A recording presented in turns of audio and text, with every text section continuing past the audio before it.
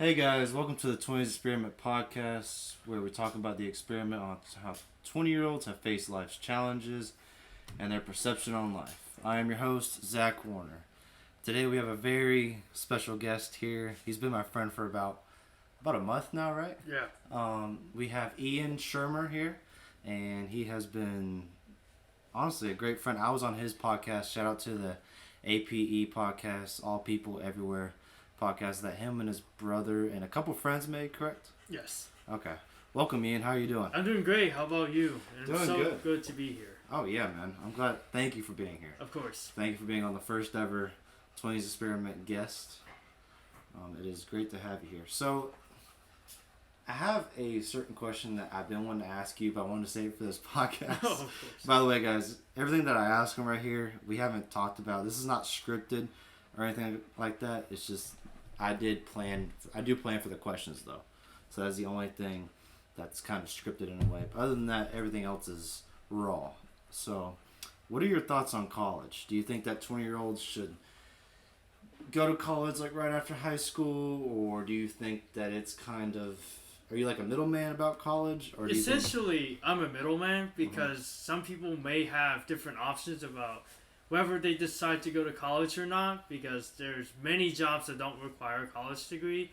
But through my experience as a college student currently, I feel that it's essential to go to college because not only can you get training from the field that you're going to study in, but you will use the skills that you've learned from the classes that are in your major. You can bring it into the real world so that you can gain more work experience. So I feel that college is kind of like a 50-50 shot, because some jobs you can get hands-on training, while with some programs you can do college classes for credit for training, so you can gain that experience. So I'm kind of like a 50-50 in that stance. I am too. Somebody said something, I didn't even think about it, but they said connections is basically the biggest key to wealth, one of the biggest keys to wealth, I guess, in career choices. And so he said that the more people you know, the more chances of you having to build your dreams. And what I didn't realize, I guess, from being young until, now in my 20s, is that college is one of the greatest tools for that.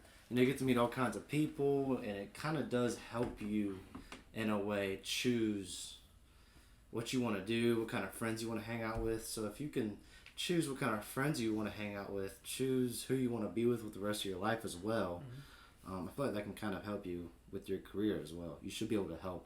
That should be able to help you get a career that you want. Exactly. So, yeah. So do you think that there's any difference? Because you're 25. Yes. And so I'm 20.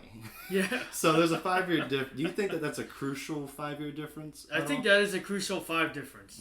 Because in your mid-20s, you begin to think about, how is life going to take me? What are my future plans? Like, what I'm going to do after college? Since most people graduate when they're 22. What am I going to do in my career? How I'm going to figure out my financial situation? How am I going to... So there's a bunch of questions you have to ask yourself in this life stage. Like, what am I supposed to do now that I'm in my mid-20s? Now that I'm moving out of my parents' place? How I'm going to navigate this job market? How I'm going to do about this and this and that? So, essentially, like, through my age and through the experiences that I faced, I have to ask those questions. Like, even though I'm still in college right now, I began to ask these questions now so that once I graduate and get my career started, I can ask myself these questions about how I'm going to be successful in life, which is pretty hard right now. So those questions are like crucial for you all, to all the listeners out there. You got to be asking these questions consistently, because that's what I've learned when I was younger. Like in my early 20s, I started asking them young, and then as I get older, it's becoming more and more evident that it's very necessary to ask them. I like your input right there. I really, really do. Yeah, I think that a lot of people say that from the age of 20 to 24 is like one of the most important times of your life in a way. And it's one of the best times to try everything out and figure out what you like and what you don't like, I guess. Yeah. Yeah. So what's your opinions on marriage? Because that is a big factor as well for 20-year-olds out there. And so, what I've noticed is that some people are like having kids at 21, 22 years old, and then some people are out there on the streets. So Yeah. it's one of those weird stages in life, I feel like. So do you think that 20-year-olds should get married at around this age, or do you think that they should wait longer? I believe you should wait as long. Well, if your frontal lobe fully develops when you're 25, but when in regards to marriage, like you don't have the mental clarity and like maturity to focus on marriage because you're like pretty young and stuff. You're trying to still navigate through life. Like throughout my experiences and through the mentors that I've walked through, they recommend saying wait till you're in your mid to late 20s or in your early 30s to get married, because that way you can see what life is giving to you. Like, even though I know some of my friends have gotten married in their early 20s, they still feel like they have a lot of work to do mentally because your frontal lobe hasn't fully developed, as mentioned, and that you haven't reached the stage of maturity, that aspect. So, my closest mentor, who I've known for like 10-15 years, he gave me some advice on relationships, as we talked about in my podcast. You have to be mature about marriage because marriage is the covenant between two people conforming into one, and in marriage it's a responsibility to work together as a husband and a wife and to navigate through the job market, trying how the man is going to navigate life and that stuff. So I feel like I'm kind of divided in that because there's some of my buddies that are getting married really young in their 20s, and then there's some that just choose to wait. So it just depends on your life stage, like where are you at in life, or how are you gonna progress through that relationship, how is it gonna come along, and you got to do a lot of growing in that aspect. Dang, that was really good. That was really good. Yeah, well, my dad, I feel like if it all depends on your maturity level, I guess, because me, in a way, with having my parents divorced at a very young age, it taught me that like if you're gonna get married, like this is a one and done seal deal, and that's easier said than done, obviously, but a couple things that I've learned is that when my dad said, who is divorced, he said that he never mentions the D word, and he never throws that word around, never jokes about it or anything. And I kind of started applying this with me and Sarah, and I was like, wow, like this is that's very helpful, I guess. So it is weird though being engaged already. Like I didn't think I'd be engaged to like 25, 26. I feel like that would have been a really good, but I'm really happy where I am, honestly. Like I'm happy that we're engaged. I do understand where you're coming from, because I feel like a lot of people though, they're not mature enough yet. There's still that little bit of, I guess you call it exploring, right, I guess, yeah. Trying to figure out, still what you want to do for the rest of your life and stuff like that. So, yeah, I feel that. Yeah, I don't really. Marriage can be a very scary thing, though. I feel like it can be. Do you think it is? Yeah, because there's the fear of, how am I gonna survive this? What's gonna happen with my wife or my husband? How am I supposed to treat them well?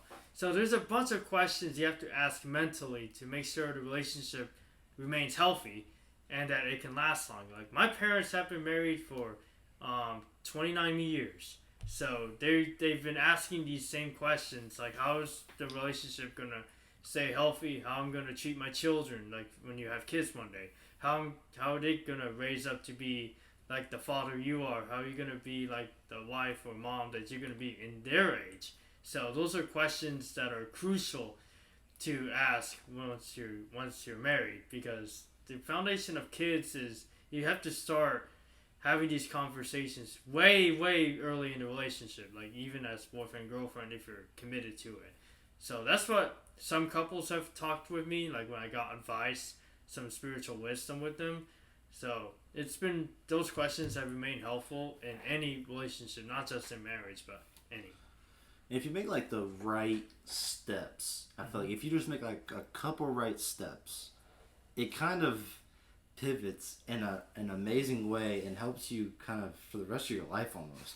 Like if you don't have a kid, if you don't do any crazy drugs, if you just do the basic things, you're setting yourself up for success, I think. And whether it's marriage or, you know, anything honestly you want to do. Right. But if you go to jail or, you know, nothing, you know, you can still bounce back from it. Mm-hmm. But it just makes it a whole lot harder if you have a kid at this age that we're at, and you know you don't think that you're gonna be able to financially support the kid and stuff like that. That can be a very hard thing and kind of put a lot of stress. At least for me, I think it'll put a lot of stress on me, especially because sometimes having kids, especially the thought of having kids right now, just seems so scary. Oh yeah.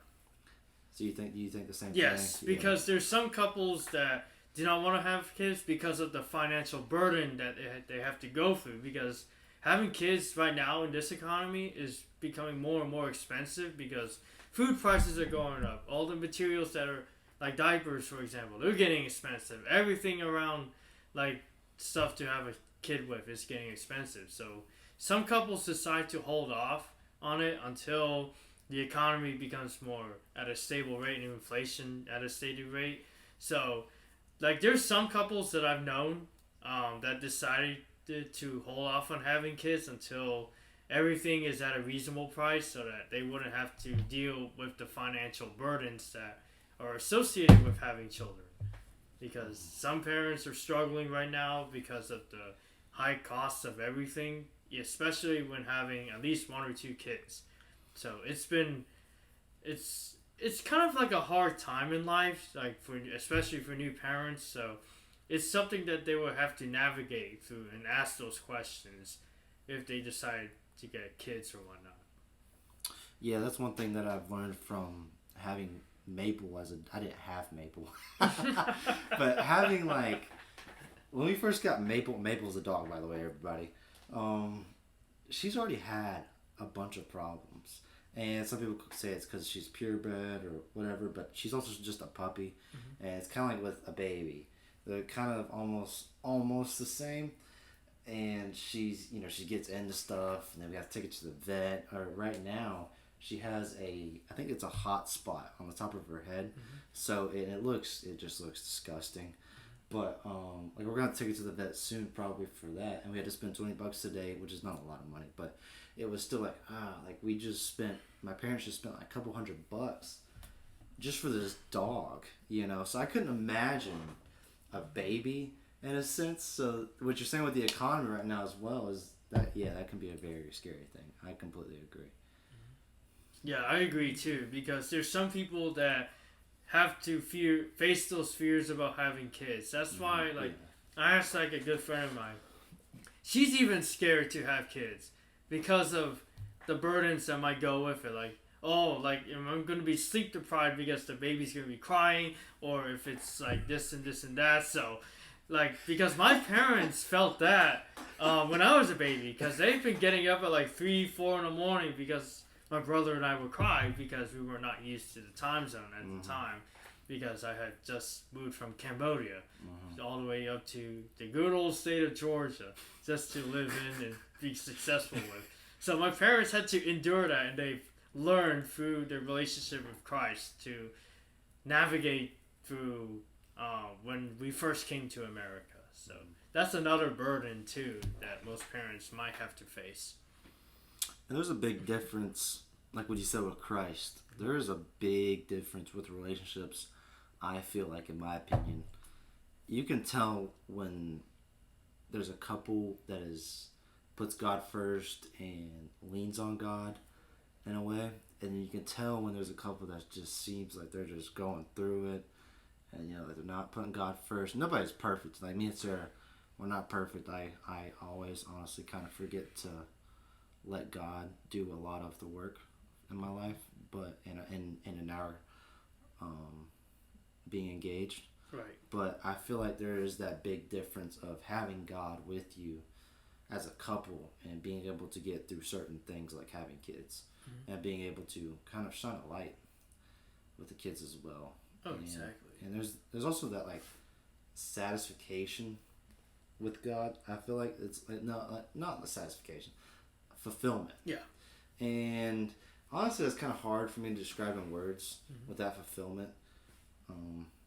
But now being on the other side, because for a long time I didn't want to have anything to do with God because I wanted to have all control with my life, and I still struggle with that a big time, the whole control thing. Yeah. And so that's where I'm getting kind of worried about me having kids eventually, because I'm worried. Honestly, I'm worried about like them getting hurt or just not having a good life, or if I'm going to be able to financially support them enough. You know how my parents are able to do it, because it kind of looks hard to do that nowadays, like you said. So, right. Yeah. Yeah, that's what I felt like most parents need to learn, is how I'm going to raise them to become successful in life with having God by our sides, because that's how I was raised. Like, I always put God in the center, then family, then friends. So it's like 3 stages that how my family operates, and if we combine all 3 together, like as well as like financials, how I'm going to stay financially healthy, we can be successful and let God move in the direction where we need to become successful human beings in this society, where we're only going to be temporary here because we're going to be in heaven one day, because we have to live life to the fullest that God has given us, and we have to live it wisely. So I guess with having kids and whatnot, you have to teach them those foundations, because if not, they're going to go all over the place. They're going to make decisions. No, they're going to make decisions that they're going to regret later in life and not going to go back into it. So that's one thing that my parents have taught me in that area. Dang, that was pretty good. That's pretty good. One thing that scared me too was that when my parents would go out of town, like they went out of town, I think it was in January, so I was all by myself for a couple of days. That's one thing that I can't stand already, is being all by myself sometimes. It's weird.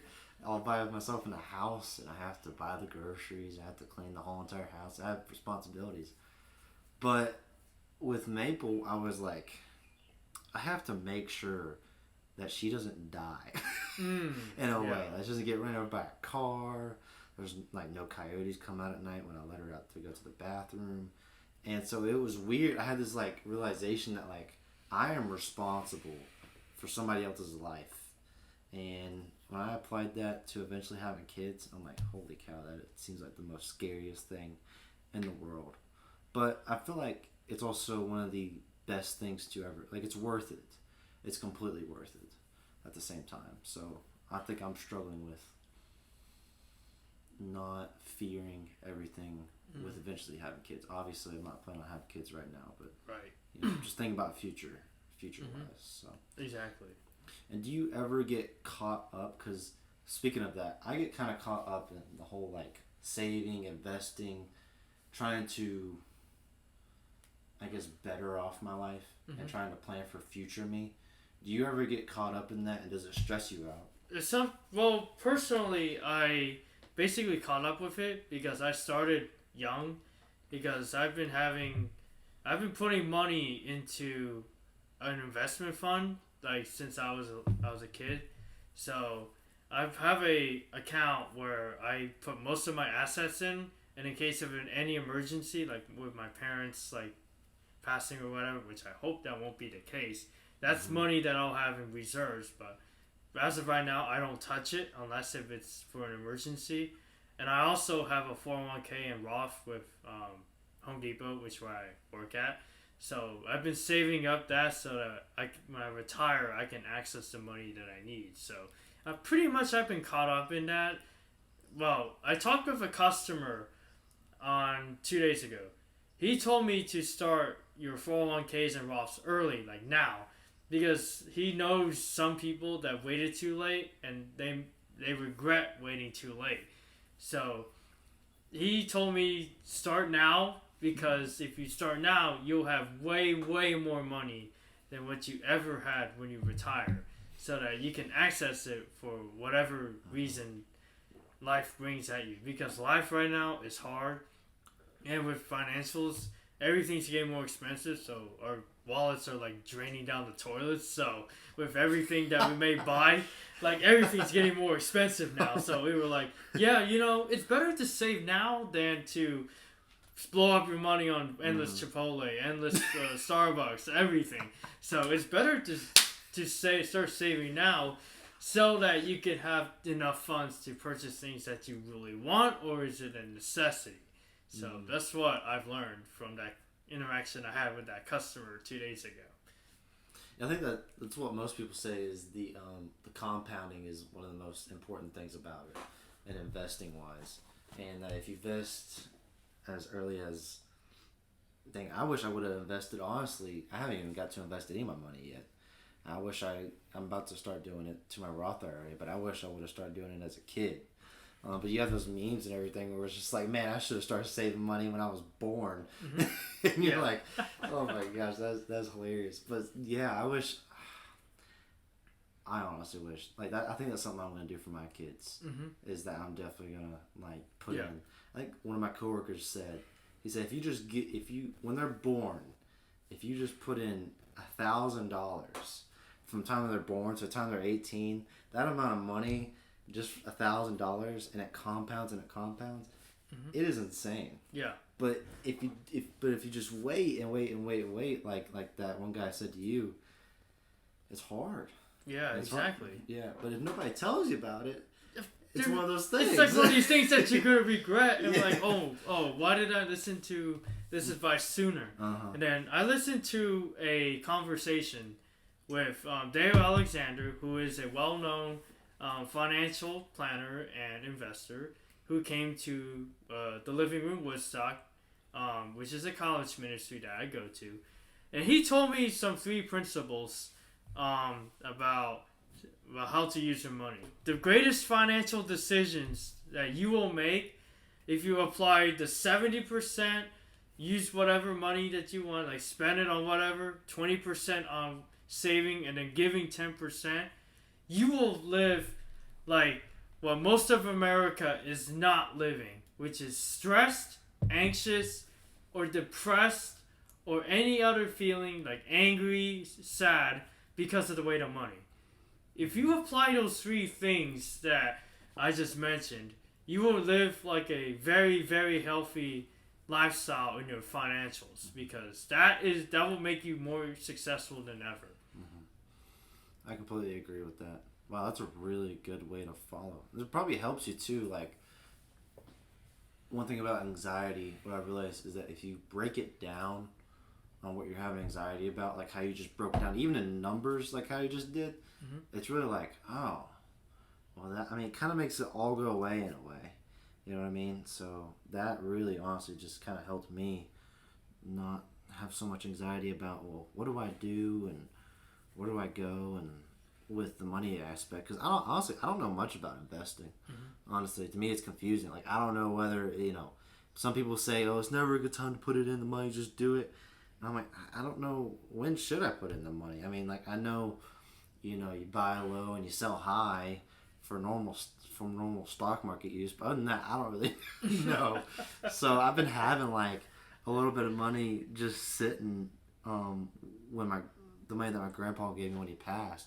It's not a lot of money, but it's just been sitting there over like a couple years. And I just see the bank and it says 0.1 interest earned, and I'm like, oh my god, that is nothing.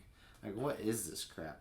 So now I'm like, I need to put this in the Roth IRA. Like, that's what I want to do. But the cool thing about Home Depot though is that I think they do the match thing, right? Yes, they do. They do company match. Yeah, that's a really big. I think that's why a lot of people want to or do work there. Yeah.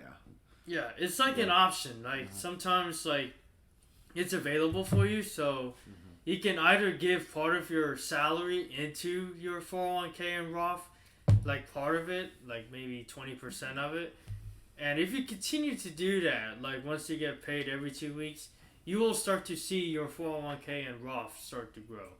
Like it's very fascinating to see. Like being with a company for 5 years, like mine has grown exponentially. Like it has grown a lot. Like I didn't know how it would work, but I just felt like, God is providing this money so that I can use it later, like when I retire, so that I can use it on other expenses, or if I just want to hold off on it, like save towards a big trip or something. So it's money that you need to hold on to so that you can have fun with the money or have bills to pay or whatnot.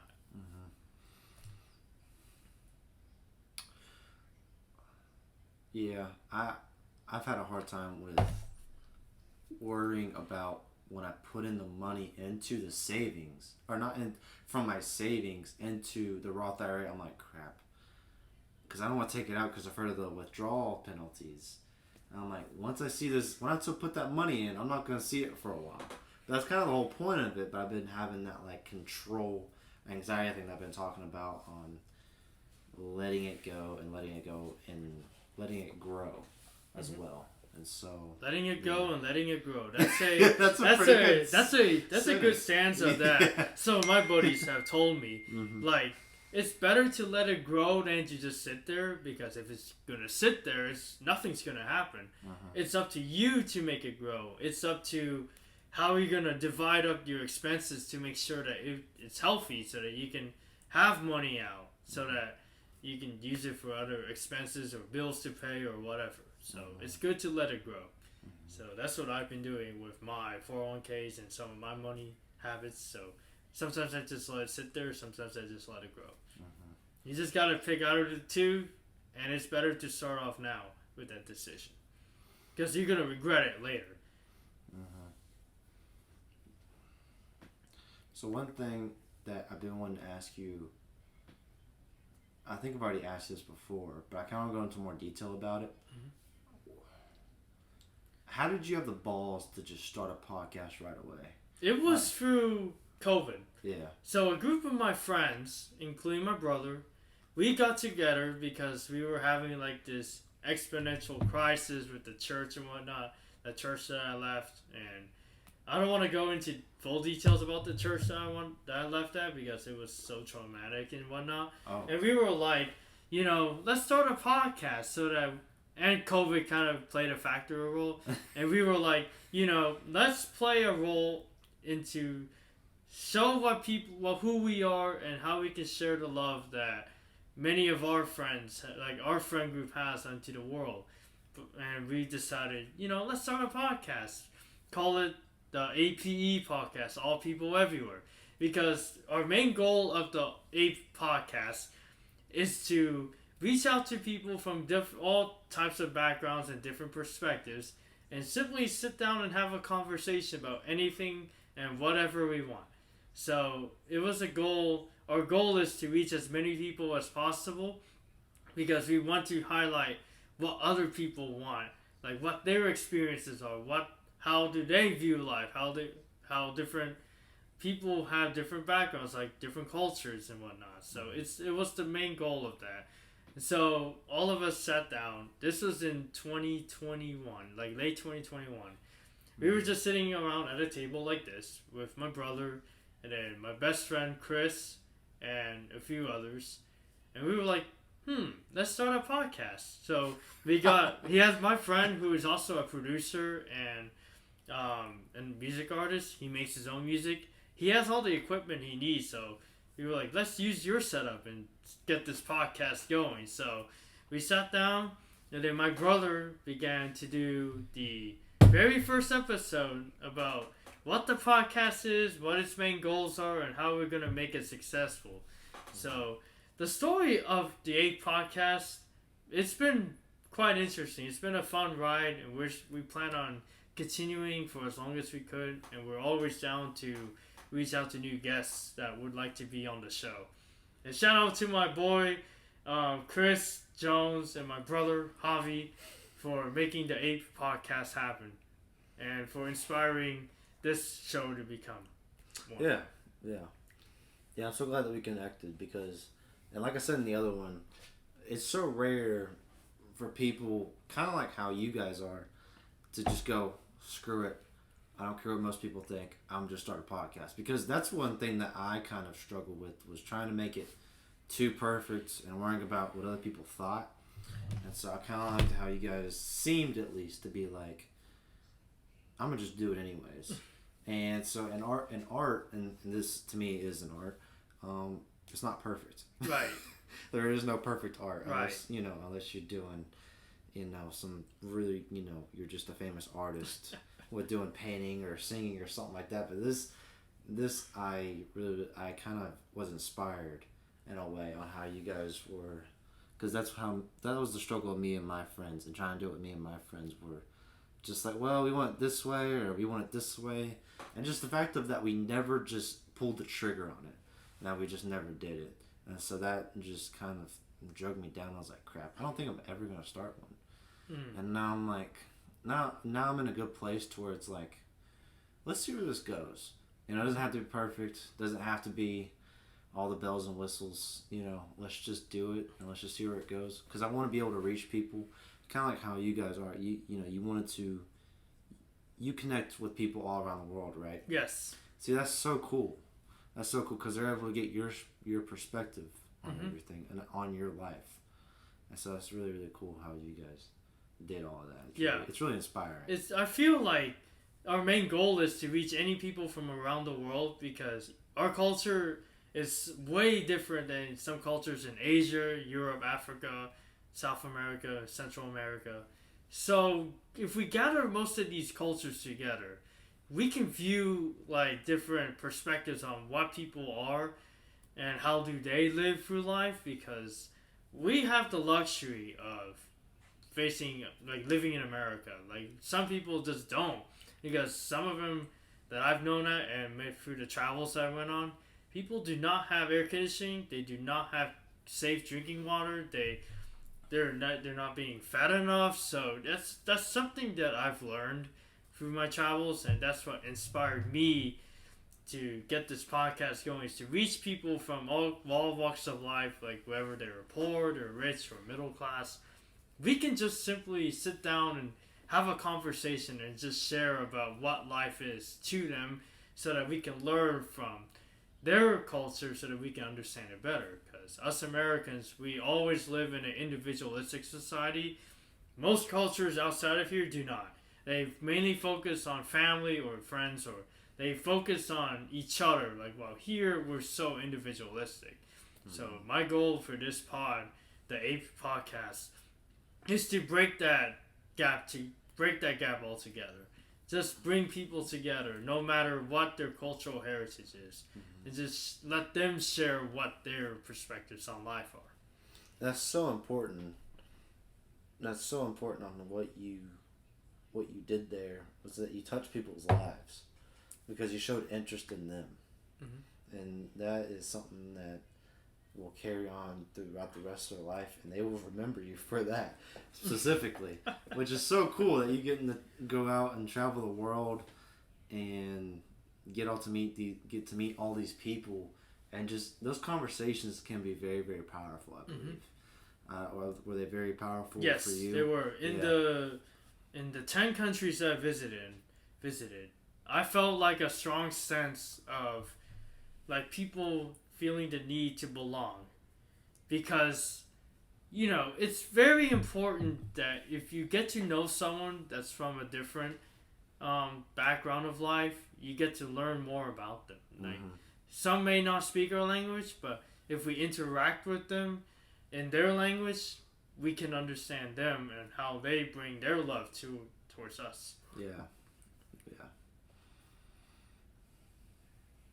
So that's what I felt like in my travels, and I encourage all my buddies, whoever they can, to travel the world, because sometimes we may be stuck here and we may not felt that cultural love that other people may not feel. So it's better to travel. The bubble. Yeah, get out of the bubble, man. Get out of the bubble. Get out of the Woodstock bubble. Get out of the Atlanta bubble. Get out of those and see what the world has to offer. you can't stress it enough. You can't stress it enough. It never feels like. Sometimes people just look at you like you have 3 heads when they try to tell them about the bubble. And you're just like, man, dude, just go out and just go see the world and go see how people struggle. And there's something to that. There's something really, really important about that. I don't want to say that it makes you happier that, oh, well, I'm just not in his position, so I'm way better than you, so it makes me happier. Yeah. No, it's just like you appreciate what you have. And you appreciate the family that you have. That's what's so important about getting out of that big bubble. And it can seem scary at times, like what we talked about in the podcast that you had me on, is that it can seem really scary on the whole fact of all of it, on all of the travel, especially right now with the wars going on and all that stuff going on. It can seem very,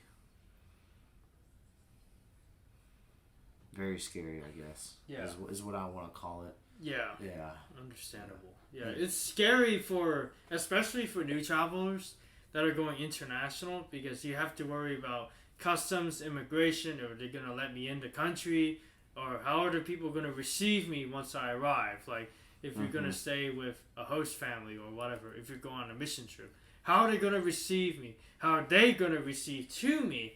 And how am I expected to behave once I'm in that foreign country?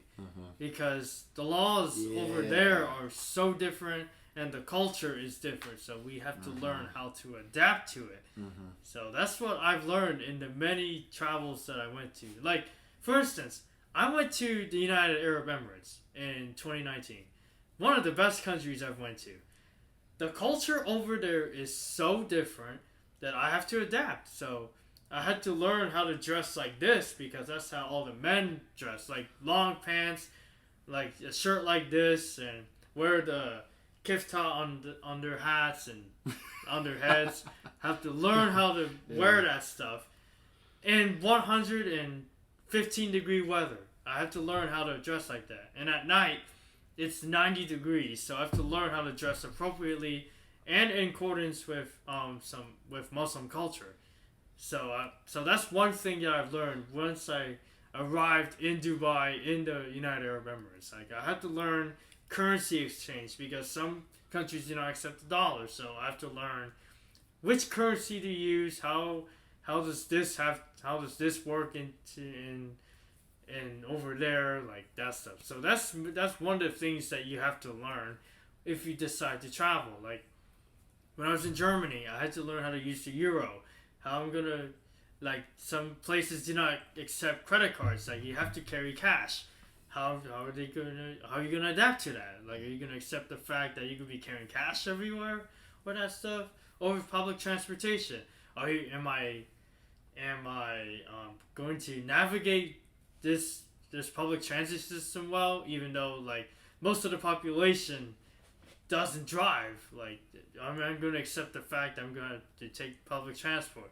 So these are many questions that us Americans have to ask when we go to a foreign country. Like, how are we going to get ourselves around? How am I going to use the currency that the country is using, like the euro or the dirhams, which is in United Arab Emirates, or the Khmer Reals, which is their money in Cambodia. So these are some questions that you have to ask before you go out of the United States or anywhere to explore the world. You're wearing pants in 90-degree weather? Yes. It's customary in Middle Eastern culture. Oh, man. It's in the desert. I'm complaining if I'm wearing pants in Georgia, United States, Georgia, obviously, in like 70-degree weather. The thing is, like, when I was in Dubai, there was very little humidity because it was so dry. But yeah, it was so hot. Yeah. So that's one reason why I had to dress in long pants and whatnot. And I had to navigate through the public streets and whatnot. And crime is actually very, very low in the United Arab Emirates. So, for instance, like, I just left my laptop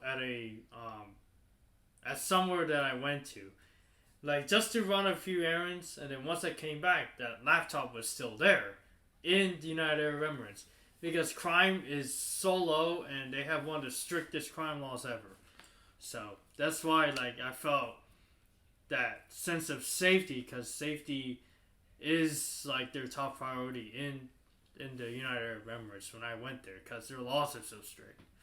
So that's another thing that us Americans have to learn is how am I going to be safe when I'm over there? Is the crime rate going to be at a reasonable level? So those are some questions to ask before you get out of that bubble of the United States of America. So that's how you think that they're able to make it a safer country? Yes. The strict laws? Strict laws. Huh. I mean, that makes a whole lot of sense. And culture. Like being integrated with Islam. Like, okay. Islam, okay. yeah. That's a really important thing about religion, is that it does keep the whole world kind of in check. Float. Yeah. So if you don't have any religion in a certain country, like none whatsoever, that's where I get kind of like scared. I'm like, oh. Keeps each other like religion keeps us each other in check. So that's what I've come to learn through my many experiences in life. If we don't have Christ in our lives, how will our world or our lives function? Like, how are we going to be successful? So religion keeps us pointed in the right direction in life. So that's one thing to consider. Yeah, religion. Yeah, I think that's what Andrew Tate said as well. I think. Yeah, Tate said that. Yeah. Yeah. I love Tate. Yeah. He's a pretty interesting character. Do you agree with everything that he says? Most of it, yes. Because my boy Aaron, shout out to him for being a guest on my podcast. He mentions Andrew Tate a lot. He posts a lot of his motivational quotes on social media. So a lot of what I've learned from my friend group, my non-church friends, was because of Tate. Because they've helped my friend group become stronger together and better together. So it's a lot of motivation that I've learned through him. So there's a big difference between being friends and being brothers. I feel like that's where he kind of comes in is he kind of teaches men how to be men. I think that's what he said, and then how to teach them to be a brother to one another. Oh, exactly. Like my squad, we're like brothers. Like for you, for instance, like you're my brother. Like because every like Colin Casey. I appreciate that. Colin Casey, like he's like my brother. So it's essentially like a squad that I've come to learn with being in my 20s is we have to have a strong urgency of brotherhood. We have to learn and to understand that so that we can keep each other accountable. We can lift each other up when we're feeling down or if we're depressed or something, like especially for men, because sometimes I've learned that men have no purpose. We need to find that purpose because that's why like suicide rates for men are higher than women. That's what my friend explained on one of his episodes, like in the Ape podcast. That's very good. He mentions that. Yeah, it keeps you going. It keeps you going. It makes you want to live. Find that purpose. Suicide never comes across your mind almost ever. It feels like there's a different. It's almost like, in my opinion at least, you can't really explain the feeling that you have, besides just wanting to conquer whatever it is that you're trying to conquer with that purpose. And so once you find that purpose, man, life becomes all the stuff that you get worried about kind of fades, and you're focused so much on fulfilling that purpose, I guess, and completing that whatever it is that you're trying to complete. Right. And I feel like that, like you said, a lot of our generation, I feel like, struggles with that the most. Do you think that like depression and anxiety and all that stuff, which is talked about a lot in my opinion, talked about a little, I get it that we want to talk about it, but man, if you're just having that shoved in your brain all the time, sometimes it's like, oh man, I think I have depression or anxiety. Do you think that's what our generation struggles with the most, or do you think it's something else? It's something in both, because we have the tendency of the fear of letting it go, letting it out. Because depression and anxiety, we're too scared to share that with a peer.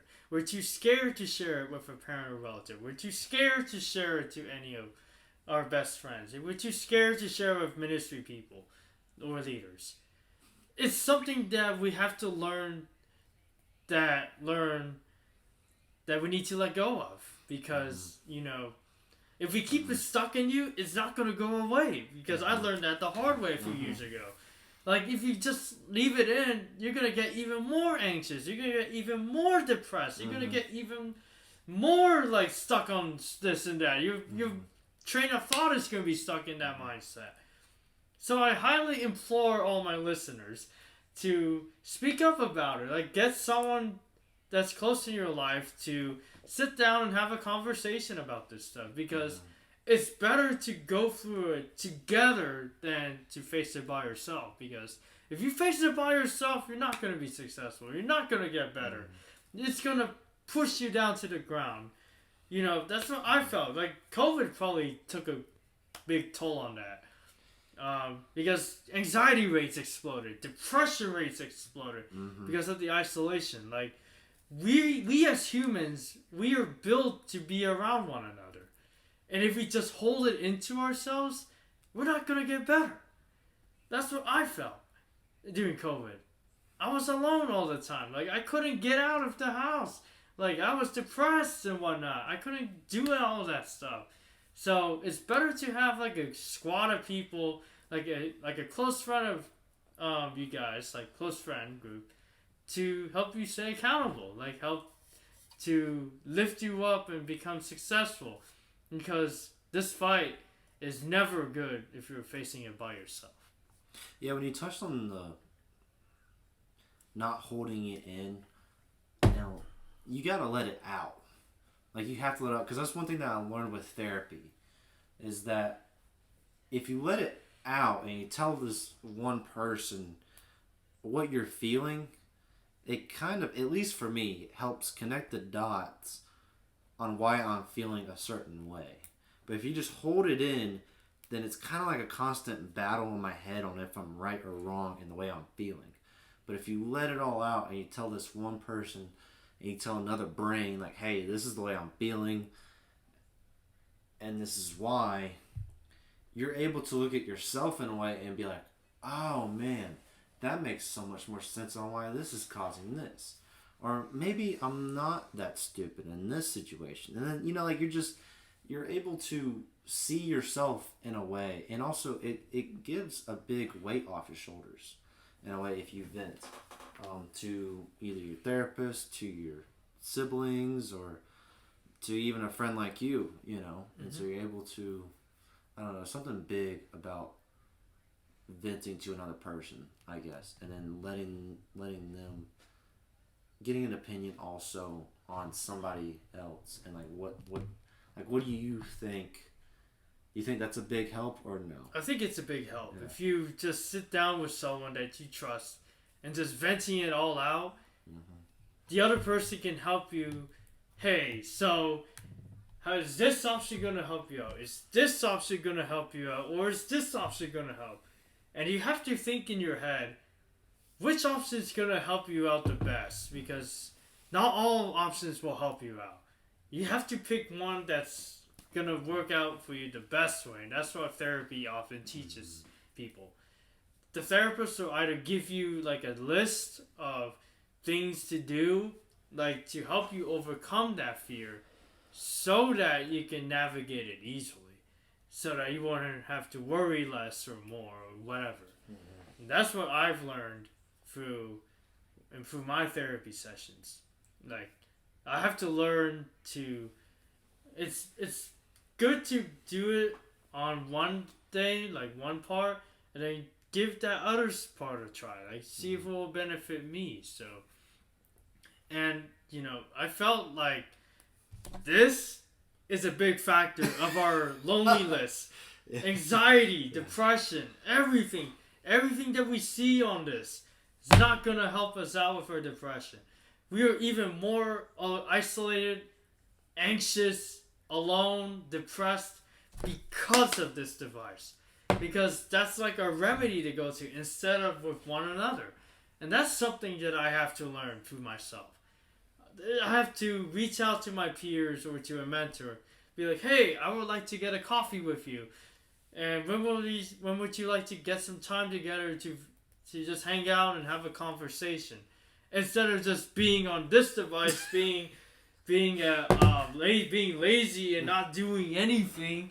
You just gotta get up and move so that you want to get out of this cloud of cabin fever, because that's what causes a lot of our feelings to go downhill. So that's what my brother and I learned during COVID, and so I've been trying to get out of this bubble more often, get out of the house more often. Now that I'm in a group chat with Colin, you, Tyler, and all those guys, they've helped me a lot, as well as my other friends from, like, when I started the podcast with. I've been getting out of the house more because of these friend groups. Because I have to be surrounded by people that I know and trust, so that I wouldn't fall into this deep, dark hole that I cannot get out of. Yeah, that's one thing that I like about our friend group, is that when I try to hang out with other people besides our friend group, which I'm not trying to say that the people who do this are bad, but there's a difference. Because when I go to, like, me and Sarah hung out with a couple of friends, and I've hung out with a couple of friends also, where we would go to bars and we would go to, like, party and stuff like that. It puts this big, like, I wouldn't call it, I call it shame, I guess. And this feeling of just, what am I doing here, I guess? Right. But when I'm with Colin, Tyler, you, and Luis and all of them, there's this, like, this purpose. Because I feel like we all agree on the same thing. In a way, like, we all believe in God. Like, we're all kind of set on that. But it feels good.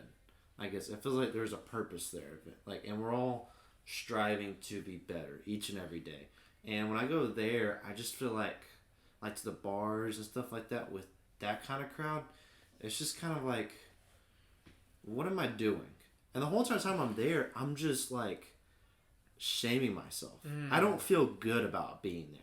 I might feel good, if you know what I mean, with the drinking and stuff like that.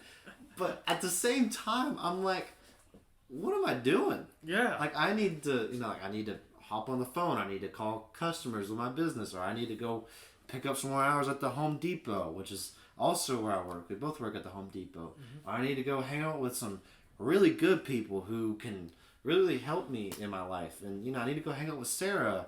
Or most of the time Sarah's with me, but I'm like, we need to go do something together. Like, I need to get back into reading my Bible, because I haven't read it in, honestly, 10 years. I'm just being honest. Yeah. I'm going to be honest. I put that away for a while as a dumb teenager, but I learned my lesson. And so now I'm trying to, I need to read my Bible. Like, I need to hang out with Sarah. And I need to surround myself with good people, because if I'm just sitting, like, it's not going to help me. Because that's just who I am. Yeah. I'm not shaming anybody if they want to go to the bars or if they want to party and all that stuff. But it's just, it doesn't lead anywhere for me. It just leads to depression, anxiety, and laziness. And so there is that weird part of, like, oh yeah, like, there's that weird line of, yeah, I can make memories in a way that's not really healthy and doesn't really go anywhere. Or I can make amazing memories, like hanging out with a certain group of people and them lifting me up and helping me out for the rest of my life. And I also want to say that I don't just hang out with them. Like, I don't just hang out with Tyler Collin. Like, I need to, like, that's why I came up and I shook your hand the first time I met you. Because number one, you just seem like a good guy to meet. And number two, you need to go out and meet new people. Exactly. You know what I mean? And so, but that was a hard thing for me to do, honestly. I was going up to you. Actually, it wasn't that hard doing it to you, because you just seemed like, you just were like, yeah, screw it. I'm going to just meet this guy. I'm gonna meet this man, because he's going to change my life forever. So that's one thing that I've come to learn, is surrounding yourself with a good group of guys or girls or whoever, like friend group. They determine the direction and quality of your life. Like, and I also came up with a quote. Like, I've listened to this through the living room, the pastor before the current one, Matt, he would always say, you would always have to think that better today than yesterday and better tomorrow than today. Like your day's gonna be better than today than yesterday, and then your day's gonna be better tomorrow than today. So that quote that he told me, like when I first met him, that just stuck in my mind. Like because that is a purpose. Like your day's gonna be better today than yesterday because we all live through a new day, and then it's gonna be better, even better tomorrow than it was today. So that's a slogan that just stuck with me. So that's how I view my hangouts, all my social gatherings, all my days that I live to be on this earth, to make sure that life is going to be successful more than I would know about it. Yeah.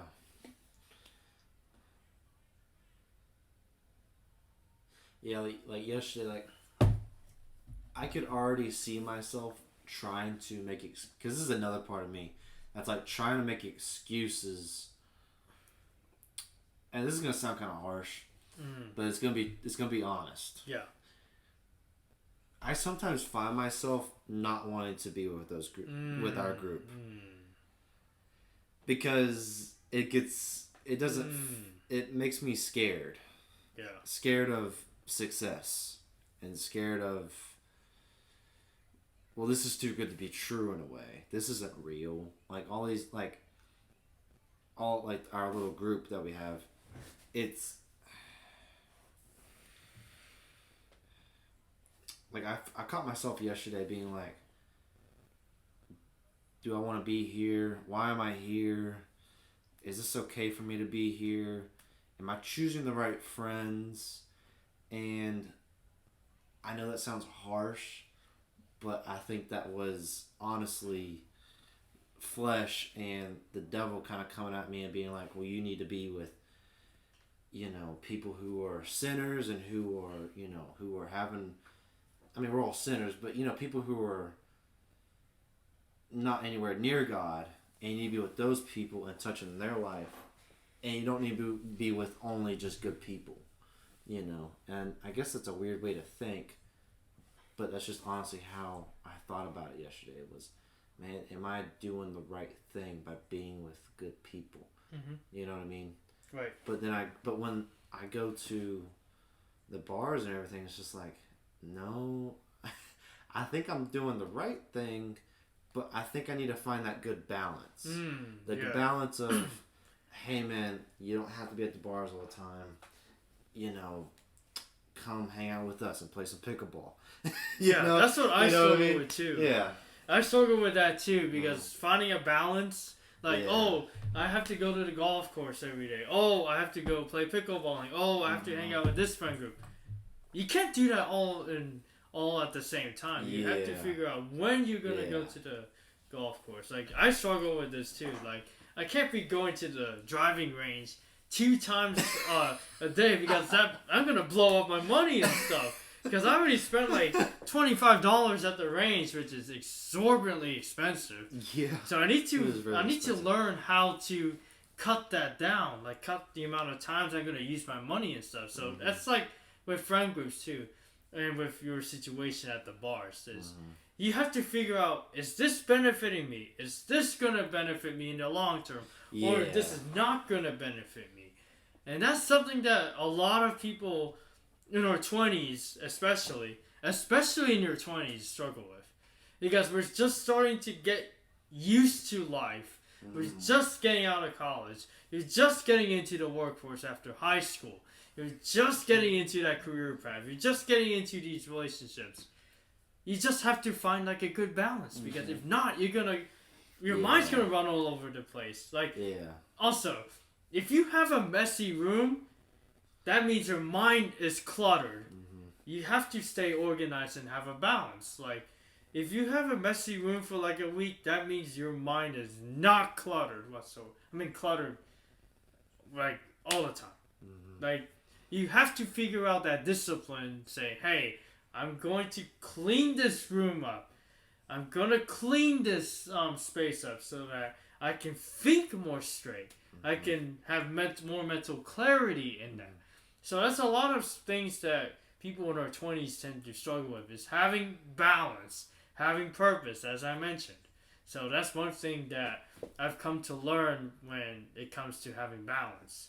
Because it may be hard in the long term, but once you get used to having a routine of, oh, I'm going to clean up a room. Oh, I'm going to meditate, have a prayer walk. Oh, I'm going to read my Bible.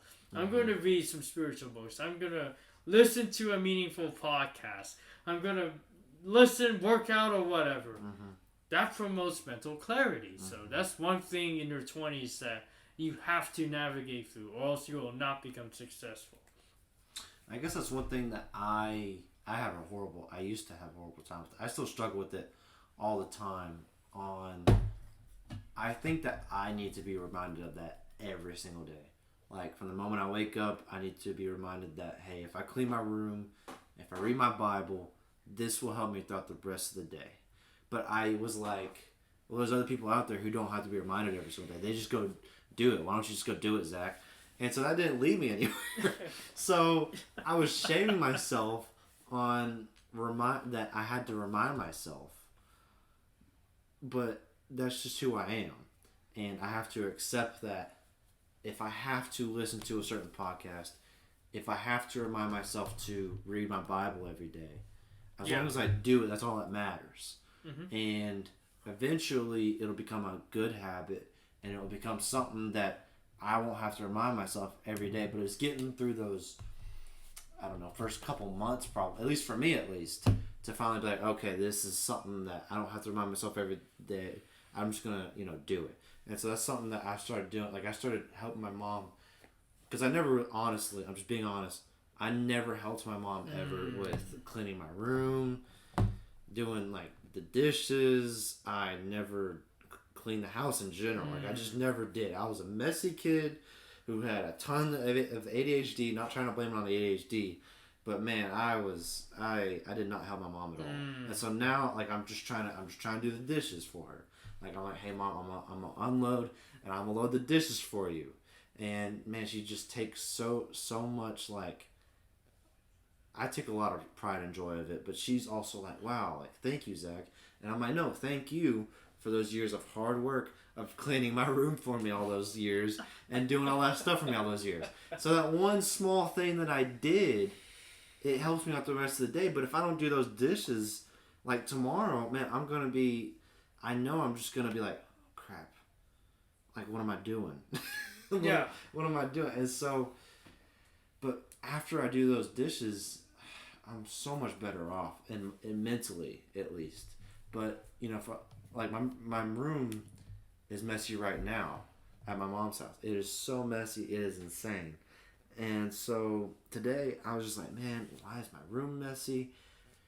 And I never cleaned it, because that one bad thought led me to a whole bunch of other bad thoughts, and it led me down a bad hole to where I forgot to clean my freaking room. It's kind of like that domino effect. Like, when you press a domino, it just keeps going. That's like one thing that a lot of people haven't learned. Like, for instance, I went to a few of my buddies' dorms and apartments.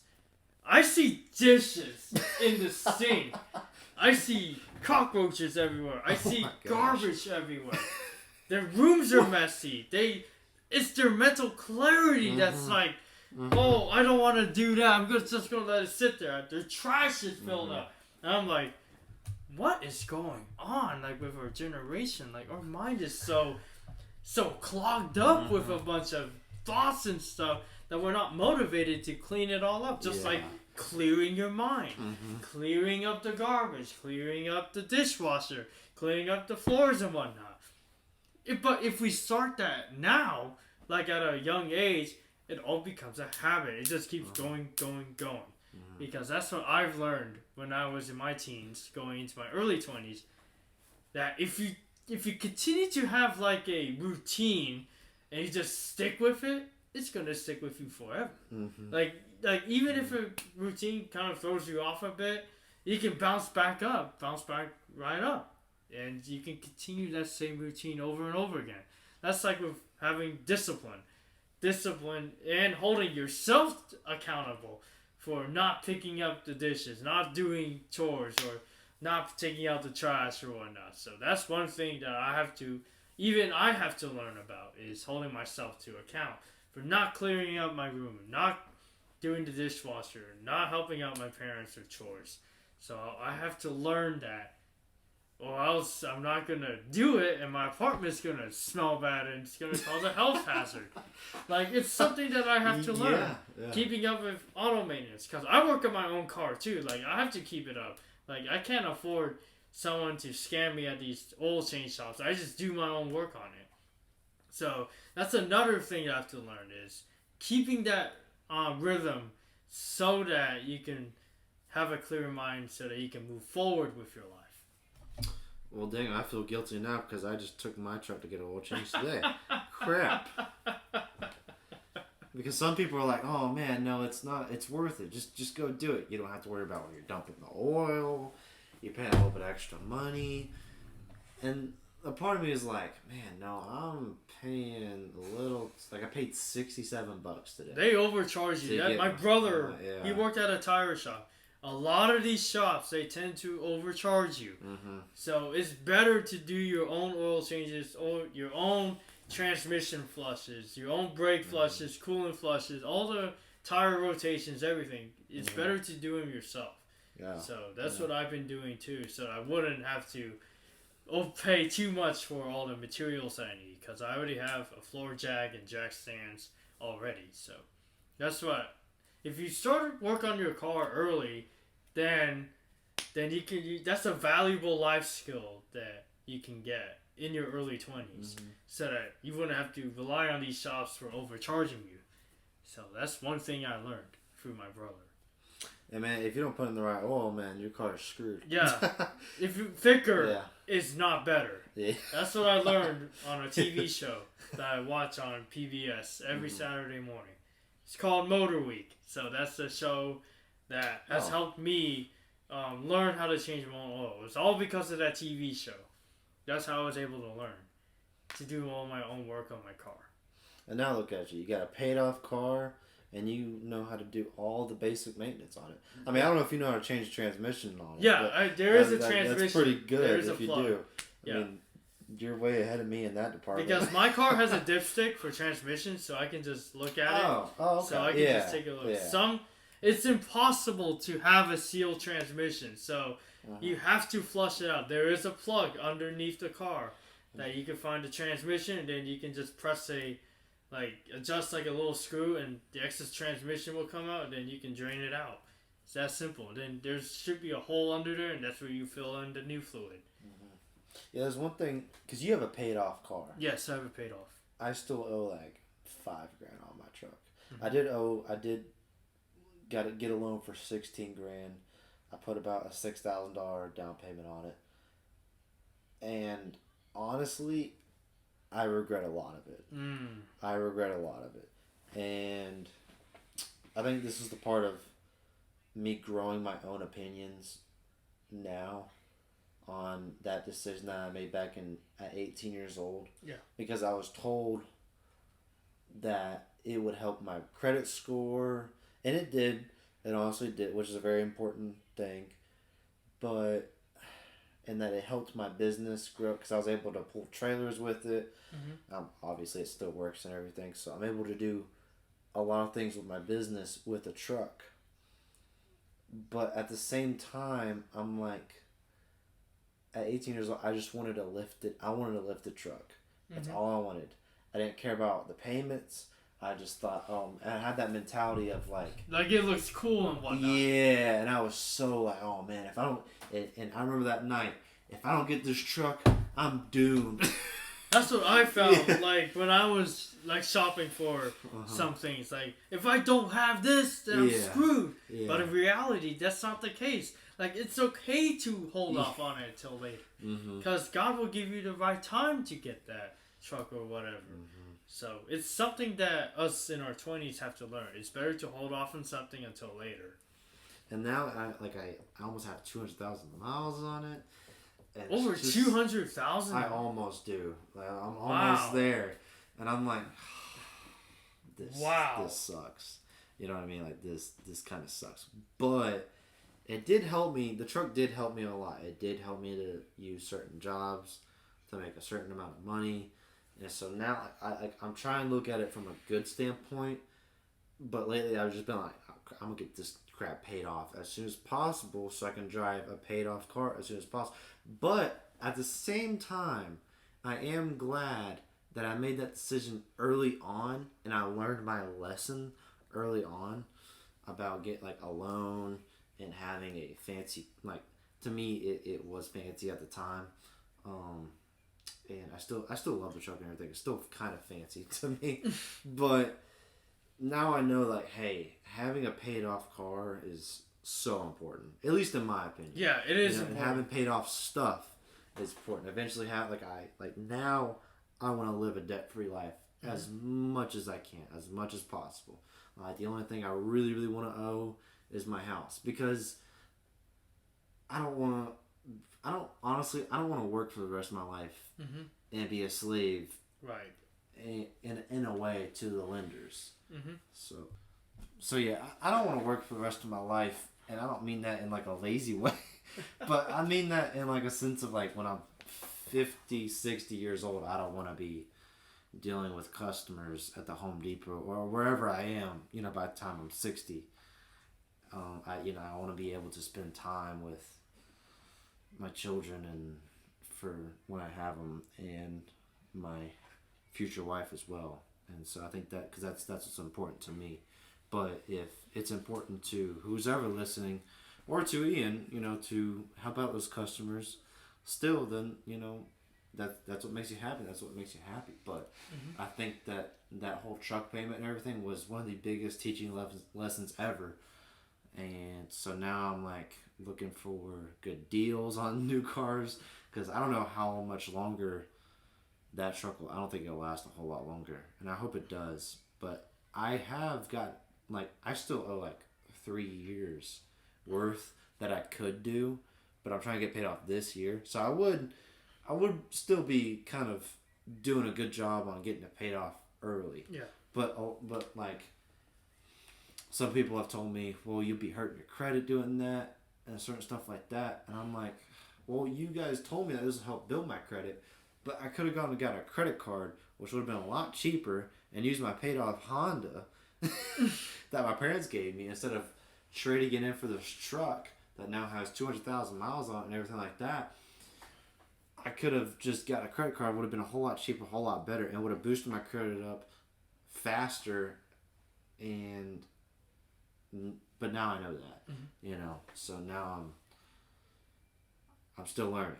Yeah. So I read somewhere, according to like ABC News or somewhere, a lot of Americans are keeping their cars longer because new cars in most car lots, like in dealerships, they're getting more expensive, and a lot of Americans are keeping their cars. So, for instance, like my car, it's 25 years old. It's still running. It has 164,000 miles on it.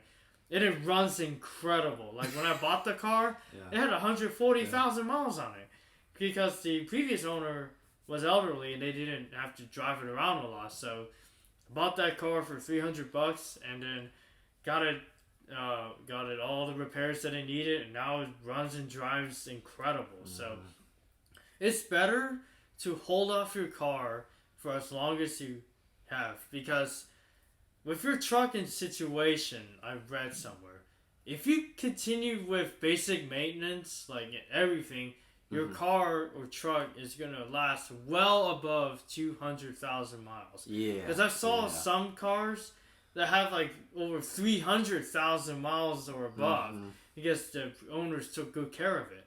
So it's better to keep your car now than to buy a new vehicle, because buying a new vehicle has gotten way more expensive than it is a few years ago. So it's better to keep your truck now, even with the 200,000 miles. As long as you keep up with maintenance, as long as you keep up with oil changes, transmission, coolant, and brake flushes, you will be set. And that car or truck will last you for many more years to come. You don't red line it at every red light. Mm-hmm. You don't, yeah, because that's one thing I noticed was that I was having like a little bit too much fun with the truck. Yeah. And then I realized, oh, this is causing problems. Like, I can notice that the engine did not like it when I was going 100 miles an hour. And that it did not want to do that. Even though it's not fast, for some people, that's really fast. Yeah. To me, I'm not really a fast driver. I don't really get crazy with driving in that type of sense, but I learned my lesson there as well. This truck has just been a whole lesson in a way. Mm-hmm. A really cool way to learn this at such a young age, because a lot of people still don't understand that. They don't. Even when they're 60 years old. You know, I feel like they don't understand the part of, because I know of some people who are 60 years old and like they just financed a car for like $50,000 because they could. Yeah, but now they're working for the rest of their life. They're not able to see their family that much. Like, it's just, and they just look miserable. they'll regret it. Like, they'll regret it later in life because they made that decision of, oh, I'm gonna buy a Mercedes like when I'm retired. Mm-hmm. Then they don't have the money to pay it off, and you're gonna be stuck working in retail like even when you're in your 60s or whatnot, because they basically made the decision to finance that Mercedes or that luxury car, and there's like no way it's gonna take many years to pay it off. So they ends up getting repossessed, or they have to end up selling it. So that's a decision that comes with buying a car. Like, am I going to make this payment? Am I going to keep up with maintenance? Yeah. Yeah. Or that's some sort of stuff. Mm-hmm.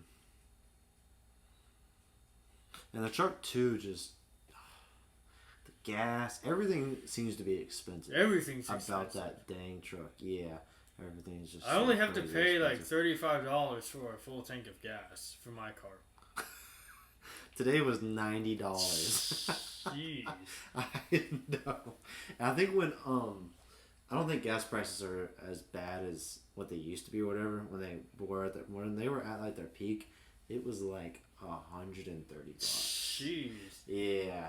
And then I bought a bucket truck for my business, and it's a diesel. And man, dude, those diesel prices, man. I mean, they're always expensive. Yeah. But man, dude, like $200 to fill up. Diesel, that kind of hurts. Non-ethanol gas is also expensive. Yeah. Because sometimes I put non-ethanol in my car, and it's gotten expensive. Mm-hmm. Like, that's one of my dream cars is a diesel Mercedes from the 1980s. Because those things, they're like tanks and they don't break down. Yeah. Like those diesels, they're really reliable. So that's one of my dream cars that I want when I retire or something. It's like an old classic car. Because you don't need like a fancy car to retire with, like to flash off.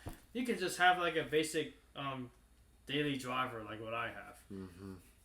That's actually what I think a Honda. Yeah, I think a lot of people.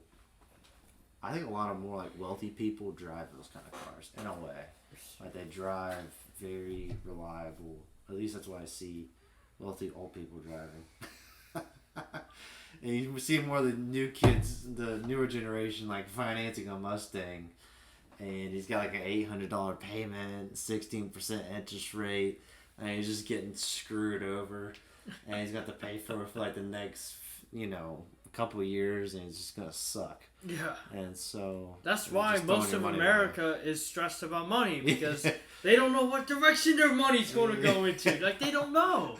Like these are decisions that you have to start in your 20s, because if you don't start now, you're gonna regret it sooner or later. Because the truth will always come out to you. Like say, hey, I'm not gonna afford this in the long run. So that's something that I would highly encourage my listeners to this podcast or the 8th podcast to figure it out. Is to use what your mind has to figure out how I'm gonna benefit from this car, or if we're gonna keep my old beat up car that's like worth $800 now or something like that. So it's something that you have to learn. Like others may call it ugly, but hey, at least it's a car that you can go from point A to point B with. So that's what I've basically learned when I got my car. Even though it looks like like some cool car from the early 1990s, it's still is a good little car. It's paid off and everything. Mm-hmm. Yeah, like to me, I think it's weird because nowadays I'm like, oh man,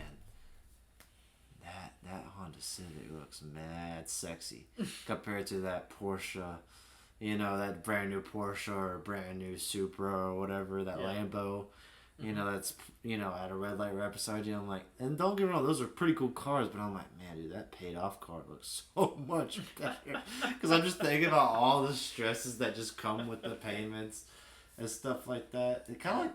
But with the house, though, I think I want a nice house. I think that's where I get, like, ooh, I kind of want that, like, mansion looking kind of, like, not like, oh my God, like a crazy $1 million house, but something that's like, ooh, that's a nice house. That's really nice, cleaned up. But I feel like that's what most people want. But with cars, I'm like the opposite, man. I'm just like, man. Because without a car in America, you can't go anywhere. Yeah. But with a house, it's better to start off with a beat up house that you can, like, build it from the ground up, like we do all the renovations with. Even if it's just like a ranch, like a single floor house, it's better to start off that way and then progress to a bigger house, like in the long term. Like, Unless you're in New York. New York is crazy because rent in New York is like over the top. Because my brother, he went to New York for a few days. Everything is so expensive. Same with California. Everywhere that you go is expensive. Gas, rent, everywhere is expensive. So I couldn't even believe like that these prices even exist. Like, especially for people our age, like. It's becoming more and more evident that we need to understand the importance of money, like importance of, like financing a car. It's better to keep your own car, old car, or the current one now than to buy a new one, like what we mentioned previously. So, it's better to keep that in rhythm so that you can understand, like it's important. Have you ever seen the Joker movie? Yes, I've seen it. To me, that is like the perfect. They made that movie. I mean, that was a dark movie in my opinion, at least because it seemed realistic on the fact of. I think it was in New York. It just seemed like New York, on the fact of like living in a tiny. Nothing wrong with living in a tiny apartment, but the way that they made it seemed was just so depressing. Like there was like you work a 9 to 5, you live in this crappy, rough looking apartment. And there's, killers everywhere, like the Joker. And, like, it's scary. And it's a scary way to live, in my opinion. I'm like, man, like, and I don't want to watch that movie ever again. I'm going to watch the second one. But I don't want to watch that one again because that one just portrayed too much of the real world, right? I guess. And so, man, I'm like, man, if I could not get away from that city and that's all I had to see for the rest of my life, I would be super depressed, I think. Yeah. But we went to me and Sarah went to Long Island 2 years ago. Completely different place. It was beautiful. Yeah. I mean, I loved it. It kind of reminds me of Canton, Georgia. I'm not gonna lie, but it was honestly. I want to go back there. I want like sometimes I'm like, man, I kind of want to move there. But New York in general is just stupid expensive. It is. I mean, like, but a bunch of her family lives up there. And they're some of the most happiest people, though. I mean, like they are genuine. They're not like the New Yorkers in the city. They live in the outskirts, and they are just. They seem to be. It's really like a different happy. universe. Yeah, but like an hour away looks like hell. An hour away, be like, oh, you see like homeless people around. Like it feels like you're in garbage. Like you see a bunch of all of these things. But once you get out of a certain place, like say Long Island, it's like a different universe. Like because the culture's different. And inside New York City, it's different on Long Island. It's different in the Bronx. It's different in Brooklyn. It just depends on where you go in a particular region that the culture is going to be different. So that's what I've learned also in my travels. And I know people who have lived in Canton, Georgia all their life, and they get so greedy. Like they seem to be some of the most meanest people I have ever met. And I'm like, have you seen how nice you have it? Like you have it really, really nice. These people do have it super nice, but they complain about the smallest dang thing, and I'm like, man, go to certain places, and but they don't understand. Yeah. They don't understand. They just want to be there. And they just want to stick to your own place and become selfish to themselves and not explore the world around them. Yeah. Like you live on this planet for a reason, to explore it, to explore different cultures as we mentioned previously. Yeah. So it's like something that's very important. To go explore, because you're not going to get that opportunity later in life and you're going to instantly regret it. Yeah. In the long term. Yeah, like we're going to Hawaii and there's going to be, I've heard there's a bunch of homeless people there. And I'm like, man, I'd rather be homeless in Hawaii than freaking Atlanta, Georgia. Man, like that, I know it's like completely like a random thing to say, but man, I'm just now thinking about it. I'm like, dude, that would be so cool. Yeah. Like, everything would be beautiful. You know, you just get to go, I mean, in a way, you're living richer than people in Atlanta. The homeless people in Atlanta, you know, you get to be exposed to all these things, but then again, it's like $25 for a water. Oh yeah. So everything has become expensive, especially in Hawaii. So in New York and all those places, it's just crazy. Yeah, it's crazy. Especially like you have to navigate through the prices once you get over there, as mentioned previously. But I feel like people also get too wrapped up into it. Like they use it as an excuse for everything. They use it as an excuse to not go live their life as well. Yeah. I'm gonna save my vacation day. Well, that's a completely different thing. But I'm gonna just, I'm gonna save my money, and you eventually get to where you're not living your life. You know, and so it's been kind of hard for me, at least, to find that balance of making memories and being also serious about my life at the same time. And so I feel like for me, I think I was on the lazy train of too much of making memories and not enough of trying to make certain steps to help my life along the way. Right. And so, like when me and Sarah got engaged, I was so lost in the fact of when you have parents who are divorced, it makes you not want to get married at all. And so all my life I've been kind of scared about it because I hated not getting to see my dad. Like I hated not getting to see my mom. I hated it so much to where it was like, if I get married, I need to make sure I do whatever I can do to make sure this works, because that pain just sucked. And I'm not sure if I'm allowed to talk about this, but I did listen to the introduction and to your guys' podcast. Yeah. And I heard about the story about how you guys, I heard a little bit about it. Yeah. About, am I allowed to talk about that? Yes. About how you guys, how your parents basically found you is the best way. Yes. Do you want to touch on that real quick? Yes. So, because that's interesting. Yeah, I was found like under a tree in Cambodia by 2 police officers. We were separated. Like once those officers found us. Then again, Cambodia was just getting through one of the worst genocides ever to be taken across from the 1970s. And then in the 1990s, they were still recovering because the monarchy was being put into place, and prime minister at the time, he was been in power for like 30 years at the time. But my brother and I, we were separated. I went to a hospital. My brother went back to the orphanage. But I was on the verge of death because I hadn't eaten anything, so they admitted me to a hospital. Now, to put this in perspective, healthcare is not that really good over there.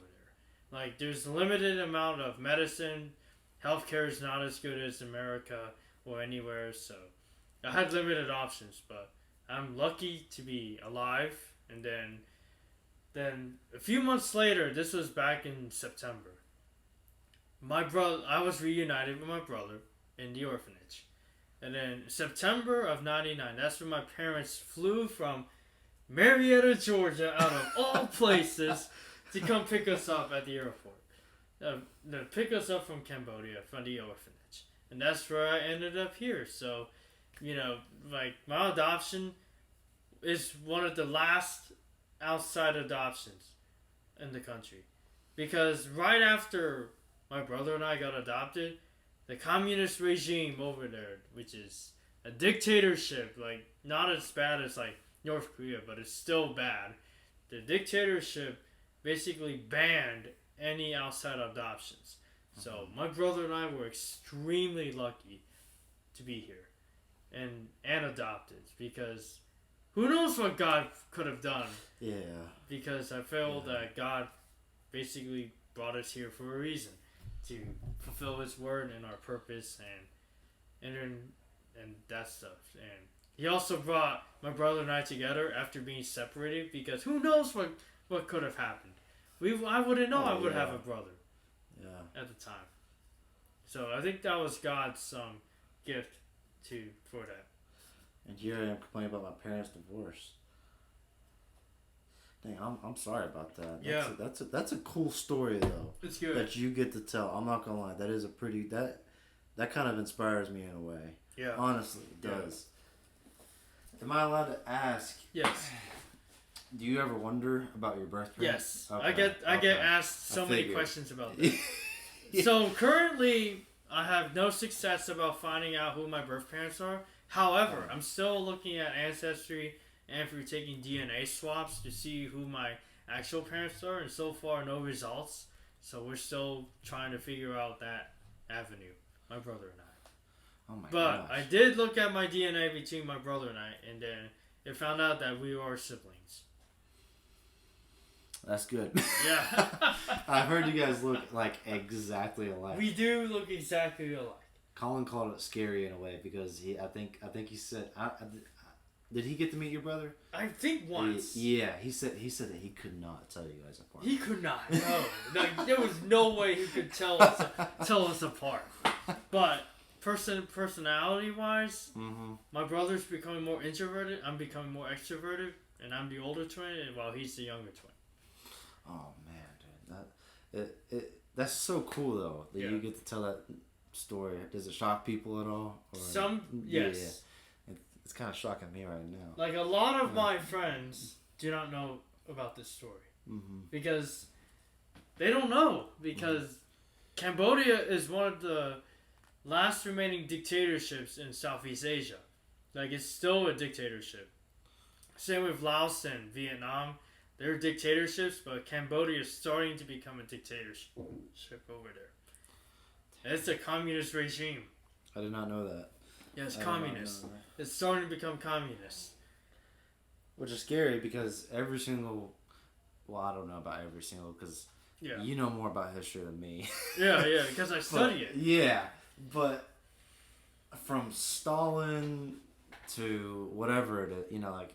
It seems that it always never works. Like, the people end up starving to death, eating other people. Like, literally, it gets pretty nasty.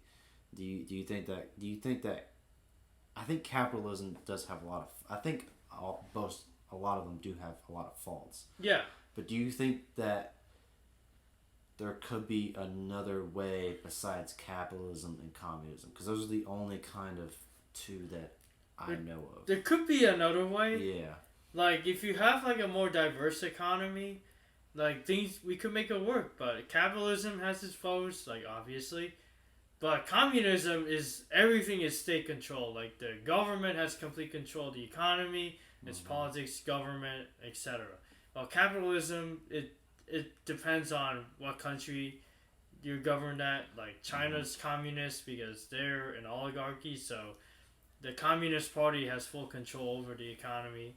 Like, television is state controlled, radio is state controlled, everything. North Korea, for example, radio, television, everything, the economy, newspapers, everything, like media, is all state controlled. So it's Cambodia is more relaxed on that. Like it's not as bad, but it's slowly becoming state controlled, like everything. Because I get Chinese television when I went over there, I could watch state controlled media from China because the Chinese are starting to invest into the country because of all the influence. So I would say that economies need to be more diversified, like away from like capitalism, because capitalism can work, but it could be even better. That's the same with communism too. Kind of like with almost anything, though, like there's always a flaw in each system, but I do think there is like a measurement on how many flaws you're gonna allow.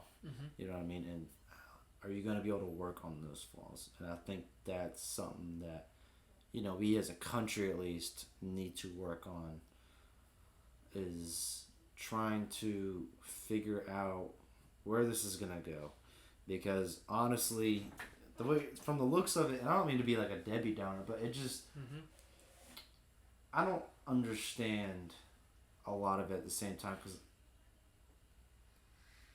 it just seems like it's not going anywhere positive, I guess, with everything that's going on right now. Right. And so, you know, where do you think these, like the war with Israel and Palestine, and then you also got the Ukraine, and I'm not sure or updated on those wars. But why do you think they're happening? I think they're happening because of cultural differences. Because Ukraine is essentially, it was part of the Soviet Union from the beginning until 1991. So there is a similar cultural heritage. The reason why Russia invaded Ukraine was Ukraine wanted to join NATO, which is the North Atlantic Treaty Organization, and the Russians didn't like that.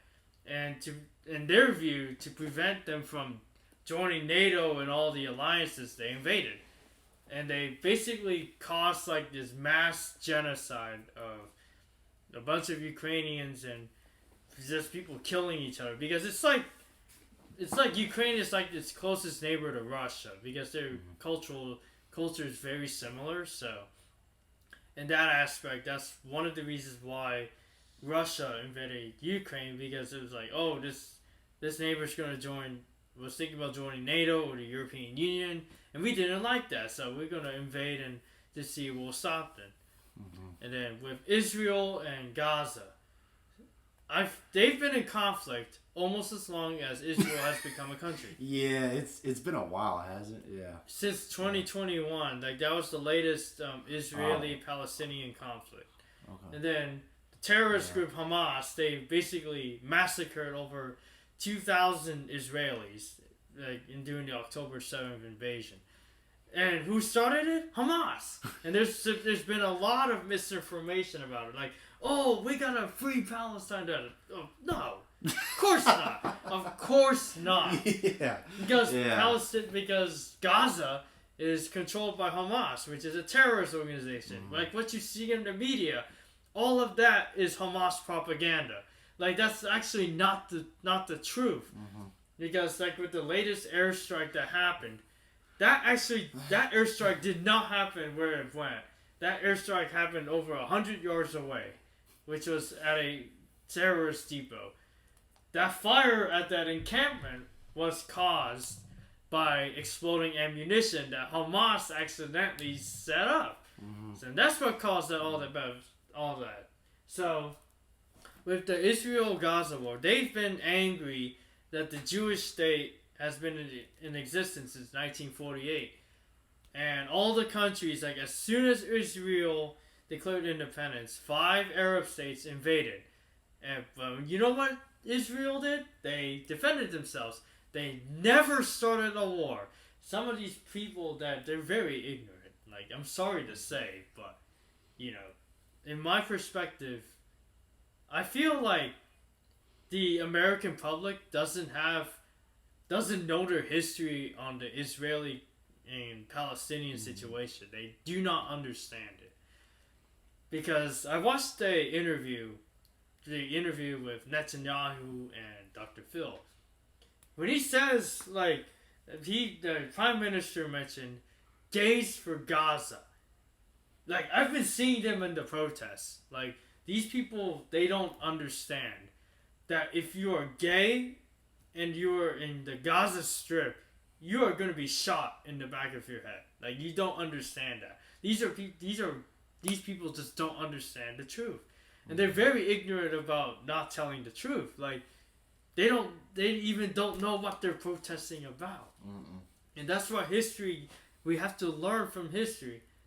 So you have to understand that there's certain groups out there that just twist and turn the facts. Because this is what I've learned in history, is that human beings like to twist actual facts because that's just our mentality. And what I've learned in my younger 20s is that history has become more and more important because we're going to forget about it. And when they claim that it's a genocide, that's the wrong definition. Genocide is the massacre of millions of people. And with Gaza, there's like, say, 100,000 or more. That's not a genocide. A genocide is more than 1 million people. Like the Holocaust. Yeah. Over 6 million Jews were executed. That's a genocide. In Cambodia, during the Khmer Rouge, over 1.2 million or 2.2 million Cambodians were massacred under Pol Pot's regime. That's a genocide. In Armenia, over 3 to 4 million people were massacred. That's a genocide. So if you consider the Israeli-Gaza war as a genocide, give me a break. That's not a genocide. Like, I'm sorry to say, I'm just getting the facts from like previous conflicts and comparing them with other well-known genocides that have happened in history. But you're using logic. Yeah, use your logic and get your facts straight. Get it from the Israeli Defense Forces because they're not the ones that are causing this so-called genocide. They're just defending themselves from their people and trying to release all the hostages. Like my neighbors, they're from Israel. Like, they had their Israeli flag even before October 7th. And as soon as October 7th happened, they had to take down their flag, their Israeli flag, put it back inside because of the fear of their safety. Oh my gosh. Yeah, my neighbors from Israel. That is and then horrible. they have family that are in Israel. They live in Israel. And then one of them is on the Israeli defense, on the IDF. So he's currently in active duty right now, defending Israel. There's a lot of, I have met, and I can't say how, but there's a lot of Israel spies here too. Yeah. Like, or who are spies not for America, but are spies for Israel, who live in America. Yeah. And they're everywhere. Yeah, they're everywhere. They are everywhere, and so it is really sad to see their point of view. And it's like they did everything right, it seems like, and they're still getting hate for it. Yeah. And so it's kind of like, I guess, with Jesus in a way, you think? Yeah. Yeah. Yeah. And so, like I said, I don't know much about the whole thing, but I do know that Israel has done basically nothing wrong, and they're still getting so much hate for it. And yeah. So the whole thing is just so stupid in it's a way. Stupid. Like, it's very stupid. Even the International Criminal Court in The Hague is thinking about getting arrest warrants for Netanyahu and the defense minister, like, for absolutely no reason. Yeah. And the ICC, the International Criminal Court, does not have jurisdiction in Israel. They do not, because they do not recognize them. Same with the United States. Like, we do not recognize the International Criminal Court. So they're putting out these bogus arrest warrants just so that they can get attention from Hamas and Hezbollah and the Islamic Jihad and all of that. They're trying to get attention. The whole thing is hypocritical, I feel like, because, well, yeah, I feel like politics can get really hypocritical too. It can be. Because the whole time they're doing nothing wrong, and they're still getting hate for it. But when you try to tell, the other side, like, hey, you're not right in doing this, no matter how much you try to tell people and try to show them with using basic logic, they're still gonna tell you that they're wrong, and then they're gonna try and point to you and say that you're a killer. But the whole thing with the Israel thing is that I've heard at least, and I've seen actually, is that Hamas is hiding all their crap in hospitals and like certain places to where like Israel can't go bomb them, or else I think that'd be a war crime basically, right? Yeah. So. And then Hamas is like basically hiding as civilians. Like that's against the Geneva Convention. So I see how it's hard to just be like, but at the same time, I'm like, man, if I was Israel, the selfish part of me is like, let's go bomb the living. Let's go end. Let's settle this for good. Yeah. But they're still like, we're gonna try to be the good people in this. We're gonna try to fight the good fight. And essentially, they're still doing really, really well with that, and that's one thing that I respect from Israel. But I think another thing too, what us Americans struggle with is that we get so caught up in what's going on, and I'm sure you've heard this 1,000 times. Yeah.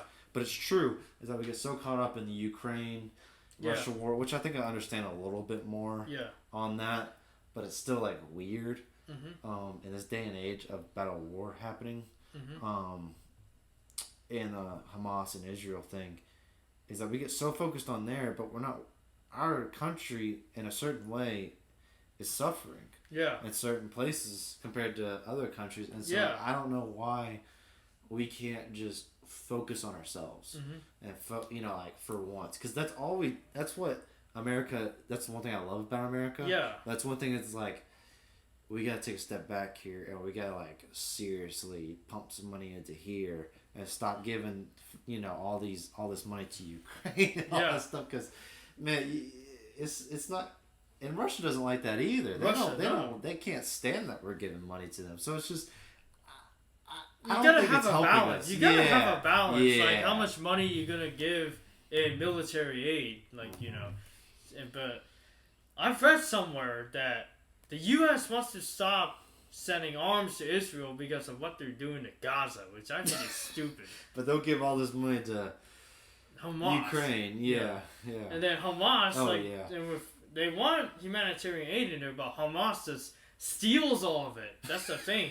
They hide among the civilians and they just steal all the humanitarian aid, and that's and this and that.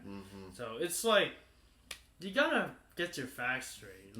Look at the actual website of the IDF and stuff, because I've been looking at the IDF on Instagram recently. This was this morning. Because, the IDF, I'm looking at a map. It shows where the location that Hamas claimed that the IDF struck, which was the tents in this encampment. If you look closely, this is where the IDF struck, which is away from the tents, and that's where a terrorist compound is. They claim that they struck the tents. So essentially the U.S. media is portraying what Hamas is sending out, bombing that area, this and this and that. All of that is Hamas propaganda. But in a way, they're kind of smart for that. Yeah. In a way, because honestly, if I was Hamas, I would never be Hamas, obviously. I would just do the same dang thing. Yeah. I think anybody would. Anybody honestly, would. If you're Hamas. Ignorant. Yeah. Man, it's such a weird thing in my opinion. I feel that's one of the conflicts that's not easily understood. Israel and all the Arab states, Israeli conflicts, they literally have to defend themselves for 70 years or something. Which is so unfortunate. Is that a country that has a right to exist has to defend themselves from Arab nations and terrorist organizations and whatnot, just because they're the only Jewish state. You figured they would eventually get tired of it and just drop a big old bomb and just call it quits. Yeah, and you would think. But no, that's not the case. I think they use a lot more, sometimes it's a little bit more of heart than brain in that situation. Yeah, and I saw these encampments that these student protesters have set up. That isn't going to do anything. And then when those UNC students raised up Old Glory, the flag, they were being pebbled by rocks and water bottles by these counter protesters. They're just ignorant. They're not. They hate America. they don't Yeah. appreciate their values, just because they want to support the Palestinians, which they support Hamas. Like, all of the Palestinians, they support Hamas. Like, a majority of them, because I looked at it through the United Nations and whatnot. Which I'm not sure about you, but if you did give me a button to go, hey, you're going to kill a lot of people, but it's going to kill a lot of terrorists. Yeah. I don't think I could do it. I would not do it. I would not do it either. Yeah. But if it's terrorists, then I would. But if it's with civilians, no. Because that's a war crime. If it was a mix under of the both, Geneva Convention. Yeah, if it was a mix of both, I'd be like, yeah, no. I can't do it. But if you were like, hey, it's just terrorist, I'd be like, are you sure? And they'd be like, yeah. Here's the proof. Boom. Being in the military is you have to follow those orders. Mm-hmm. Yeah, that is the weird thing about it. That's why I just don't think I could be military, unless I have been. Do you ever worry? Well, I think you're above the age for being drafted. Draft. I don't get too worried about the draft, but when it does, then I'll be on the duty to serve and fight for my country. Yeah, it's like, oh man, I'm too old to be drafted, but now I don't have health insurance, or like whatever the 26 age is. It's 26. Yeah, like it's that weird line of appreciation. Yeah, man, health insurance. I feel like insurance. Do you think insurance is a scam? It is a scam. Yeah, I think most countries, their health insurance is free. Mm-hmm. Like really? Germany, yeah, you get free healthcare if you live in Germany. Because I have family that lives in Cologne. Mm-hmm. They have free health insurance because the government provides it. Is there a catch? I'm not sure. Okay. I'll have to do my research. Because I've heard that they offer free health insurance, but you can't get into the hospital till it was like a big waiting list or something. I've heard with some countries. I'll have to look at the German government's website. Because I'm thinking about moving to Germany one of these days. Yeah, for free health insurance. And plus, the Germans, they know what their deal is because they live very healthy lifestyles. Mm-hmm. Like, they walk everywhere, like Europeans in general, they walk everywhere. They take the train, they ride their bikes more often. They take leisure time, like you have time to relax. Like, they have Ruhetag, which is quiet day, which is on Sundays, like where you're not allowed to make noise or whatever. It's supposed to be a day of rest on Sundays. Like, grocery stores, they're closed. Most restaurants are closed on Sundays. Wow. In Germany. Dang, that is really because I went there 3 years ago. Mm-hmm. I went there. Everywhere was closed on Sundays. And that gives people time to relax and enjoy the day that has been given to you. Is that PTO? No. It's not PTO, but at least it's something. Yeah. Man. Like, my second cousin lives in Troisdorf, which is south of Cologne, which is in West Germany. Mm-hmm. So it's like further south along the Rhine River. That's where they live. So I went to see them in 2022. Mm-hmm. One of the best trips I've ever taken to Germany. That is one thing. Like, I would hope that they would be a way better country now, because World War II was not long. It wasn't that long. It wasn't that long ago. No, if you really, really think about it, which is kind of scary in a way. Mm-hmm. But it's like, man, I had family members that have seen Adolf Hitler in person. That is crazy. Yeah, they've seen it. That is crazy. And then one of my my grandfather's father, one time he was stopped by an SS officer to check his passport, and eventually they let him go, but he was still stopped by an SS officer in Germany. I'm sorry to say this, but that is so freaking cool. It is. That is so cool. Yeah. I even have a picture of one of my family members' his passport from Nazi Germany.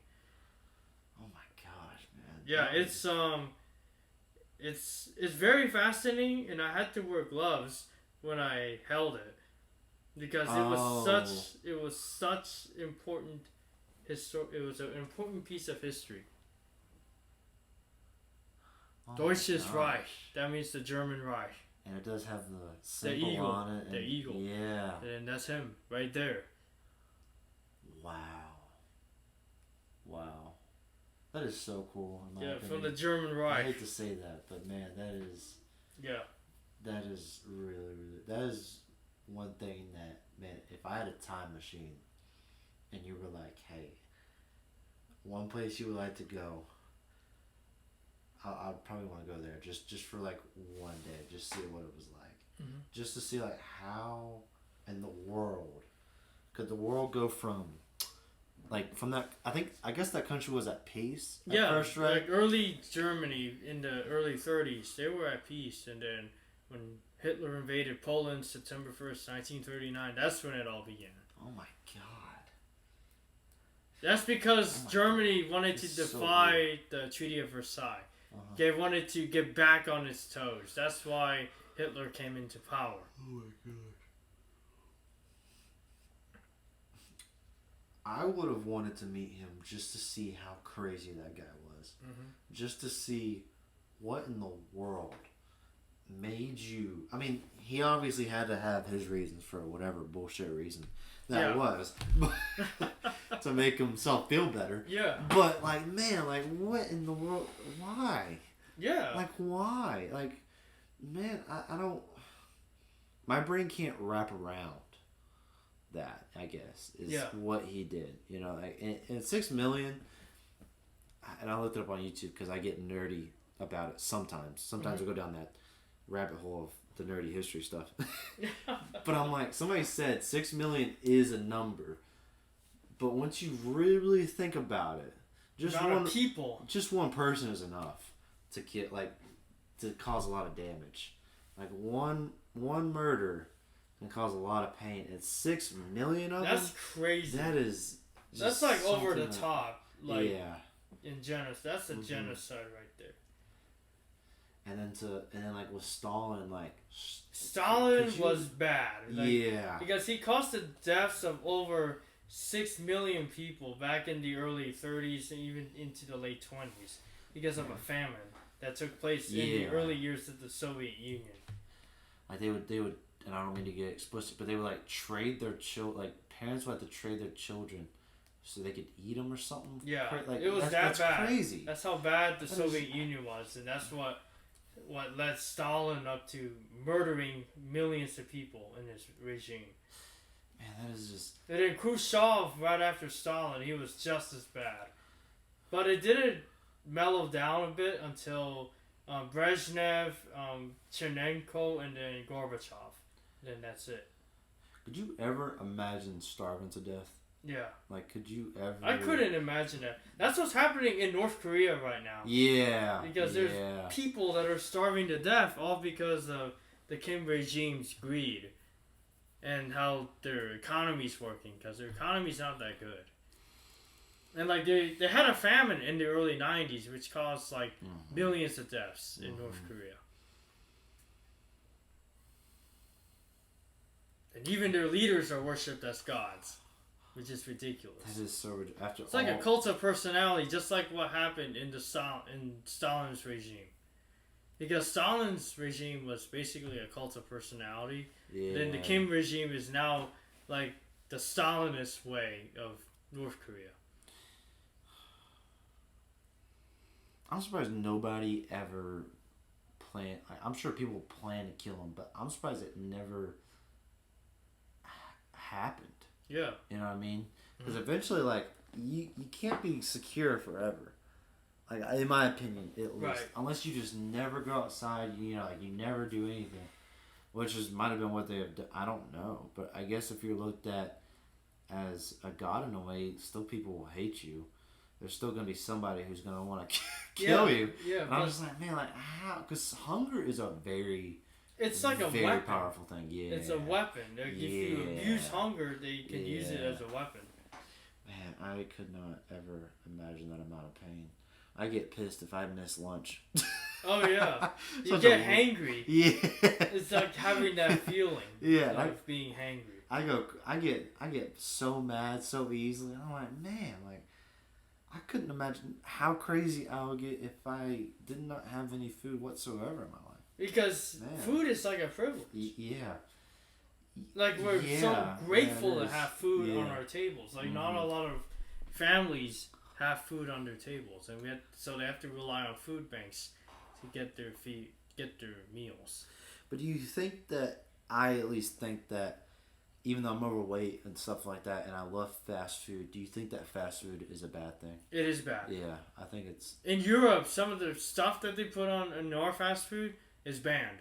Some of the chemicals they put in. Oh, yeah. That's why a lot of Europeans they're healthier because the stuff that we put in here it's meant to kill us. Like the government is essentially trying to kill us with all the food that they put into our meals. Because it costs money.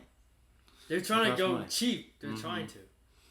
Which is so like, how could you ever? I could never think about ever doing that to somebody, but they do. In this day and age, it's weird. Yeah. Just because of money. That's where it gets dangerous. Yeah. Yeah, so weird. So weird. Like no amount of money is ever enough to them. I guess that's such a weird thing. Like, what are you trying to accomplish? Like you can only buy so much. You can only buy so much. So much with that amount of money. You can do so much by it. To where you're either gonna go crazy, trying how they're doing, or I don't know. Like. If I just had that amount of money, I'd just be happy and want to just help people. But they're just a different type of human who is like, no, I want to kill these people in a certain way because it costs me money, even though I have all this money, you know. And so I think some of it has to do with Social Security, I guess, because people are just. I hope that we get Social Security one day, just to know it's there, I guess. Even though it's not that amount of money, but when you're trying to, I guess we have 300 million people, right? Right, in America. Million. That adds up obviously pretty dang quick. And so, you know, with all the elderly people. It's just dropping dead because of cholesterol levels. That's America's trying to kill us with the food that they put in.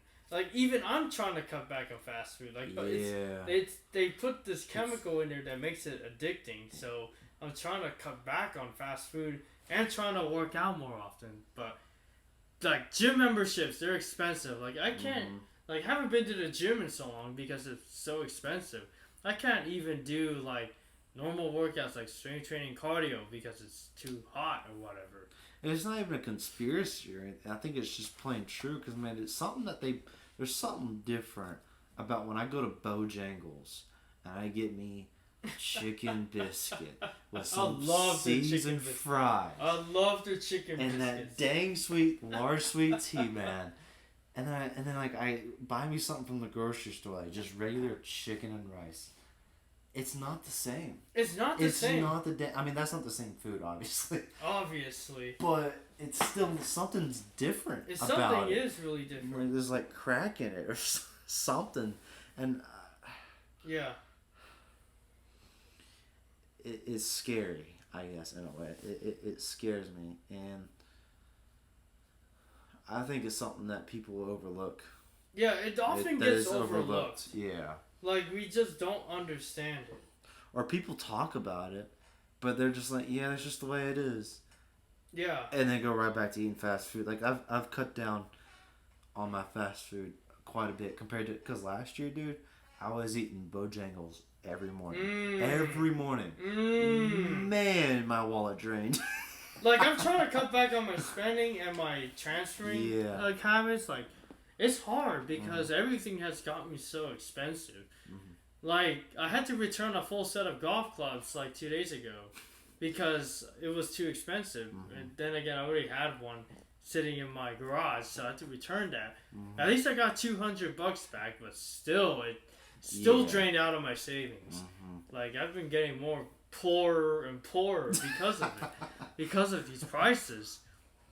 But, you know, it's important. Like as 20-year-olds, like anybody in the 20 spectrum, we have to understand that eating out too much can drain our wallets down. We have to actually learn how to cook our own meals. Like, I know how to cook my own meals.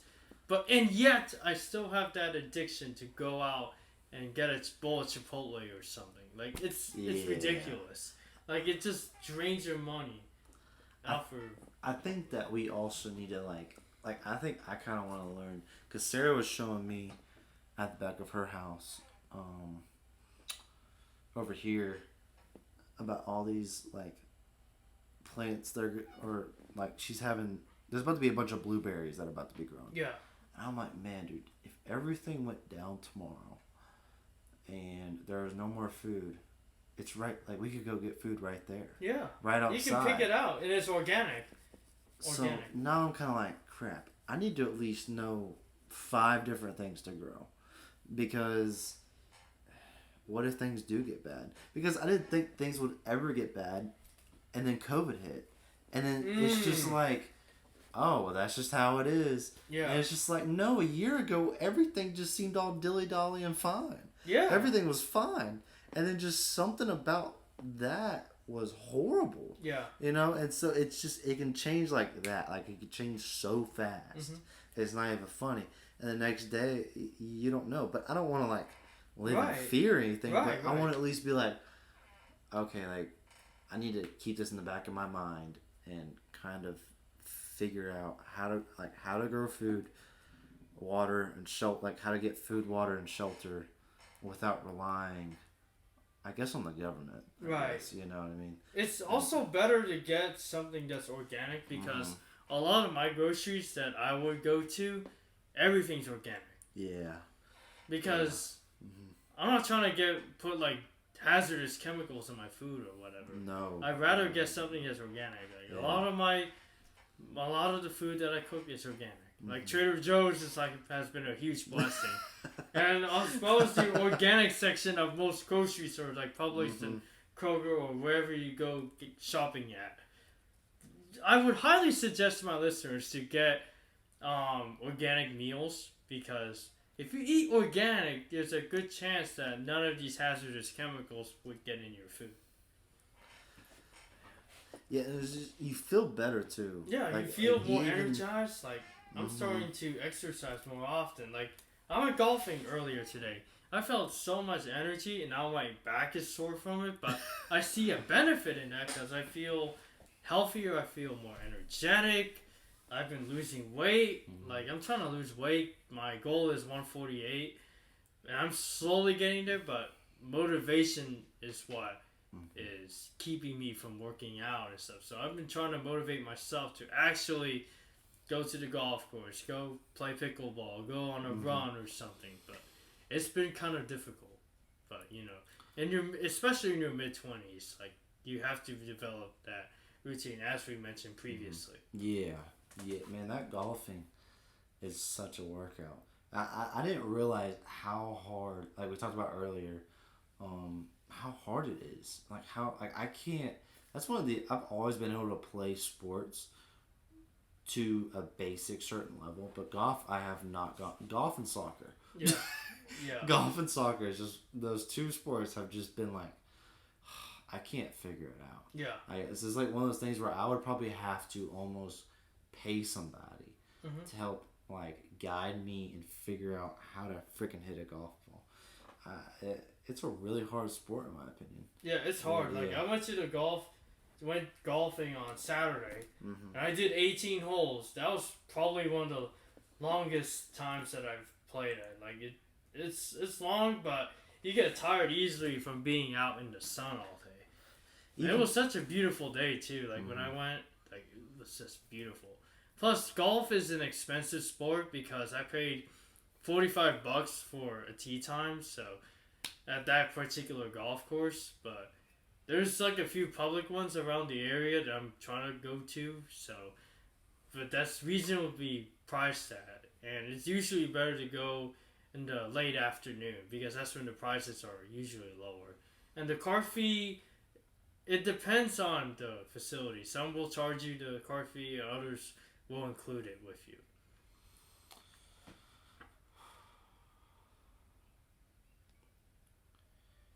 Do you think that it helps you mentally? Yes. Yeah, you think doing any sport, not just golf.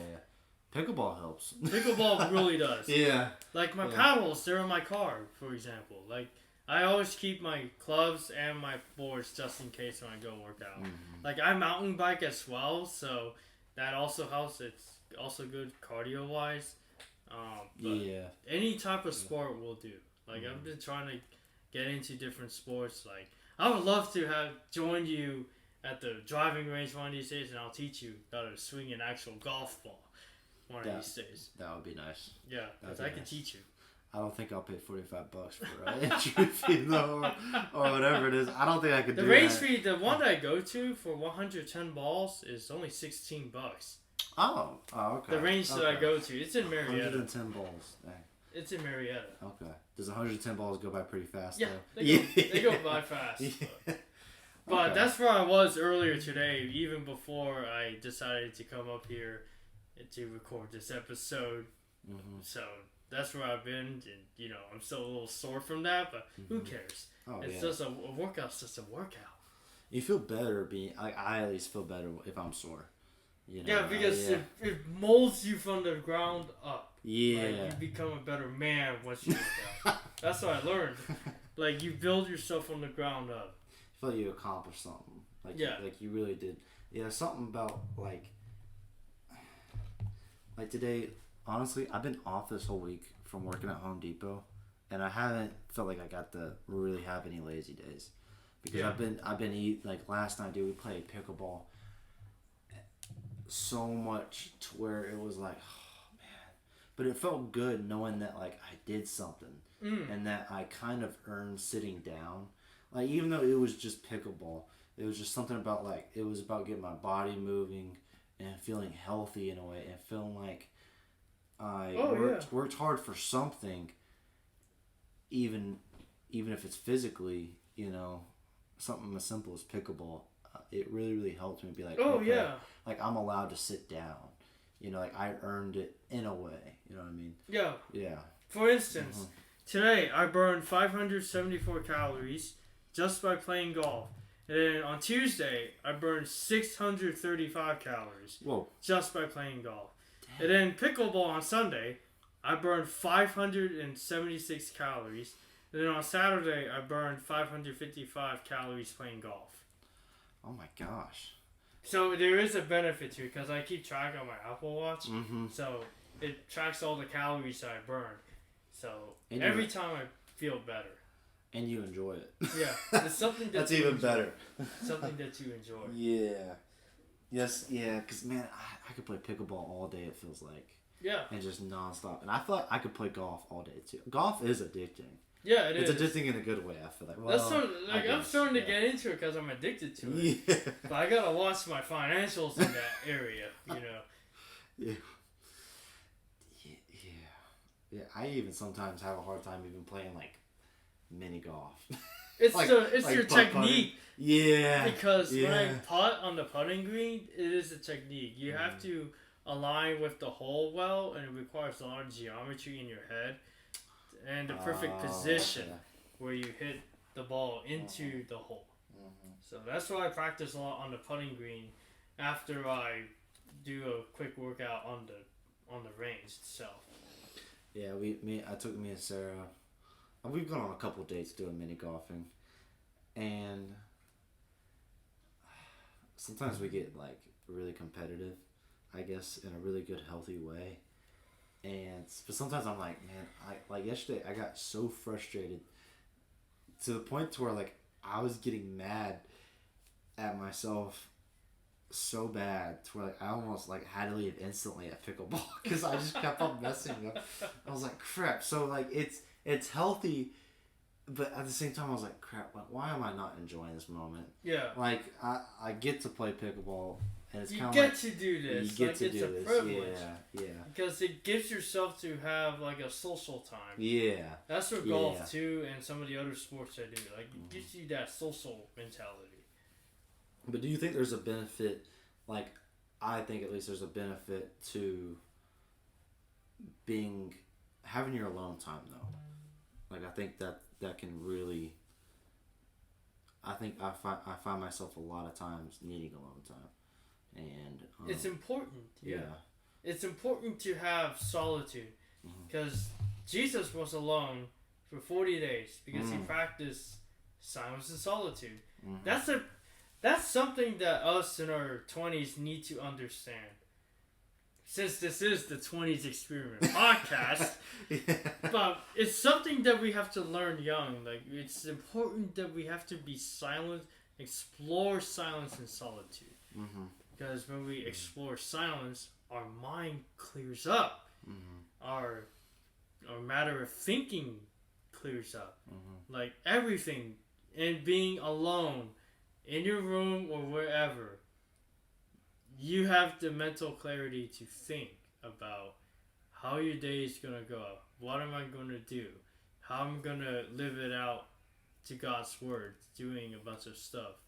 So it's important to do silence and solitude. And not our generation with our phones and all these gadgets and whatever. We don't understand. We don't practice it. And we need to understand that silence and solitude is important. Yeah, speaking of the phone, I've been trying to, I think I would call it meditation in a certain way of not being on the phone and, well, I'm not sure if that's the right word to use, but anyways, spending time with God and spending time, being without your phone is such a amazing thing in a way. It's such a good feeling. Yeah. And so, like, I feel like I appreciate everything a lot more. And I feel a lot happier. Oh, yeah. Yeah. Do you feel that way? I feel happier. Yeah. It feels that way because if you have time away from your phone, it gives you, like, a better sense of clarity and you feel happier. Because this device, it tends to wear you down from the ground. Especially if you wake up and you immediately, because I have that hard time just waking up and immediately, like, wanting to see what happened. Like, who snapped you? Like, who texted you and whatnot? Yeah. What's going on in today's world, you know? And it's just, everything seems to slow down and be way more, peaceful. Peaceful. Good point. Yeah. Good point. And so it's just that level of peacefulness that I can't even describe in words sometimes. It's just so nice. It's so nice. And so... That's such a good point that you made because we don't value peacefulness. Like, we have to have peace in our lives in order for us to be healthy, not just physically, but spiritually and mentally. Whatever we do. And sometimes just saying that to yourself, for me, for some reason, that helps me feel more at peace. Is just trying to tell myself, like, hey, like, I need to step away from my phone. I need to go outside. Even going for a walk with Maple, my dog, or going for a walk with Sarah, or just doing the simple things without the phone has helped me out so much more. Instead of just constantly scrolling. And because I have a hard time with being a bully to myself. That's one thing that my dad tells me is nobody likes a bully, so why do you bully yourself? Good point. Yeah. Like, we tend to bully ourselves because we can't do it to other people because we're bringing them down, but we always tend to bully ourselves. So we need to stop that and just figure out what life has to bring to us. Yeah. In the first place. Because I'm like, why am I not here yet? Why am I not being able to afford a wedding? Why am I not able to afford a house? Even in the market, because I feel like some people use that as an escape. Yeah. Like trading, Wall Street. Yeah, I get the fact that everything is expensive, but I also don't want people, and myself including, to get so wrapped up into it to where you just make it as an excuse to not try and figure out a way to accomplish certain things in life. Yeah. And so that's what I've been trying to work on was, well, what if we can still do it? Like, what if what if we can like, still what go? if? Like, we have to ask these what if questions. Yeah. And we have to ask them in a good way. Not in a negative way. Yeah. So that's what I've been trying to practice now is, well, what if I can pull it off? Yeah. What if because then I'll be able to say, hey, like I got, we made it through these tough times and I made something great out of it. And so we were able to do, honestly, I hate to say this, but do what most people couldn't do and we were able to show them like, hey, this can be done, Yeah. even when it sucks.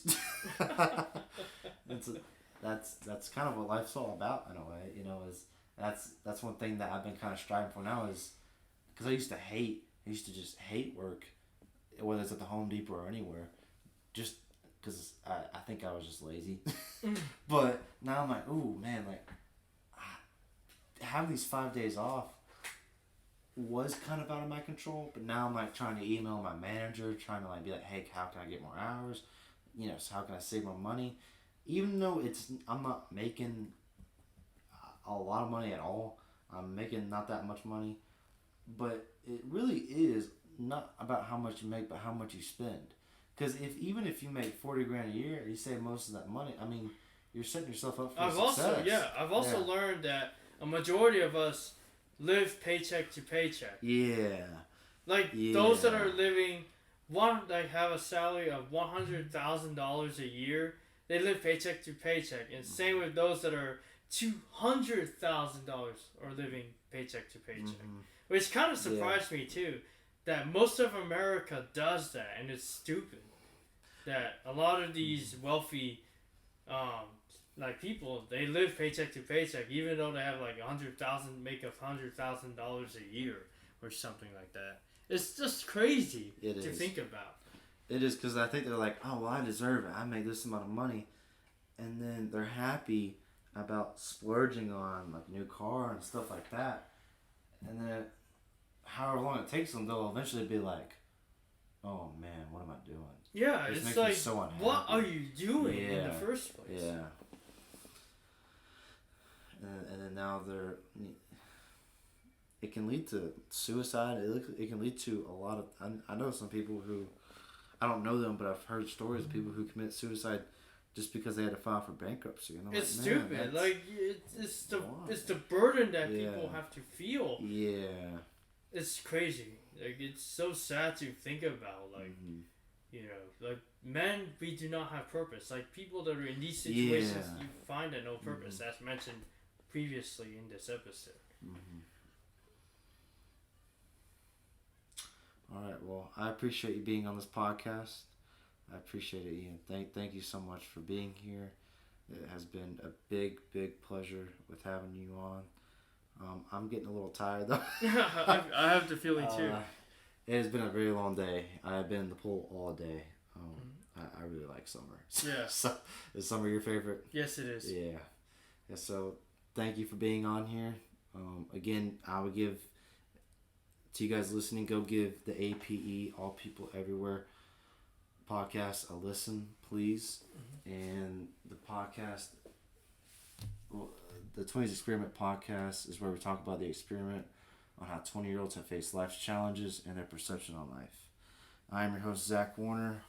Thank you again, Ian, for being on here. It's been a big pleasure. Thanks for having me on the show, and I'm looking forward to working with you.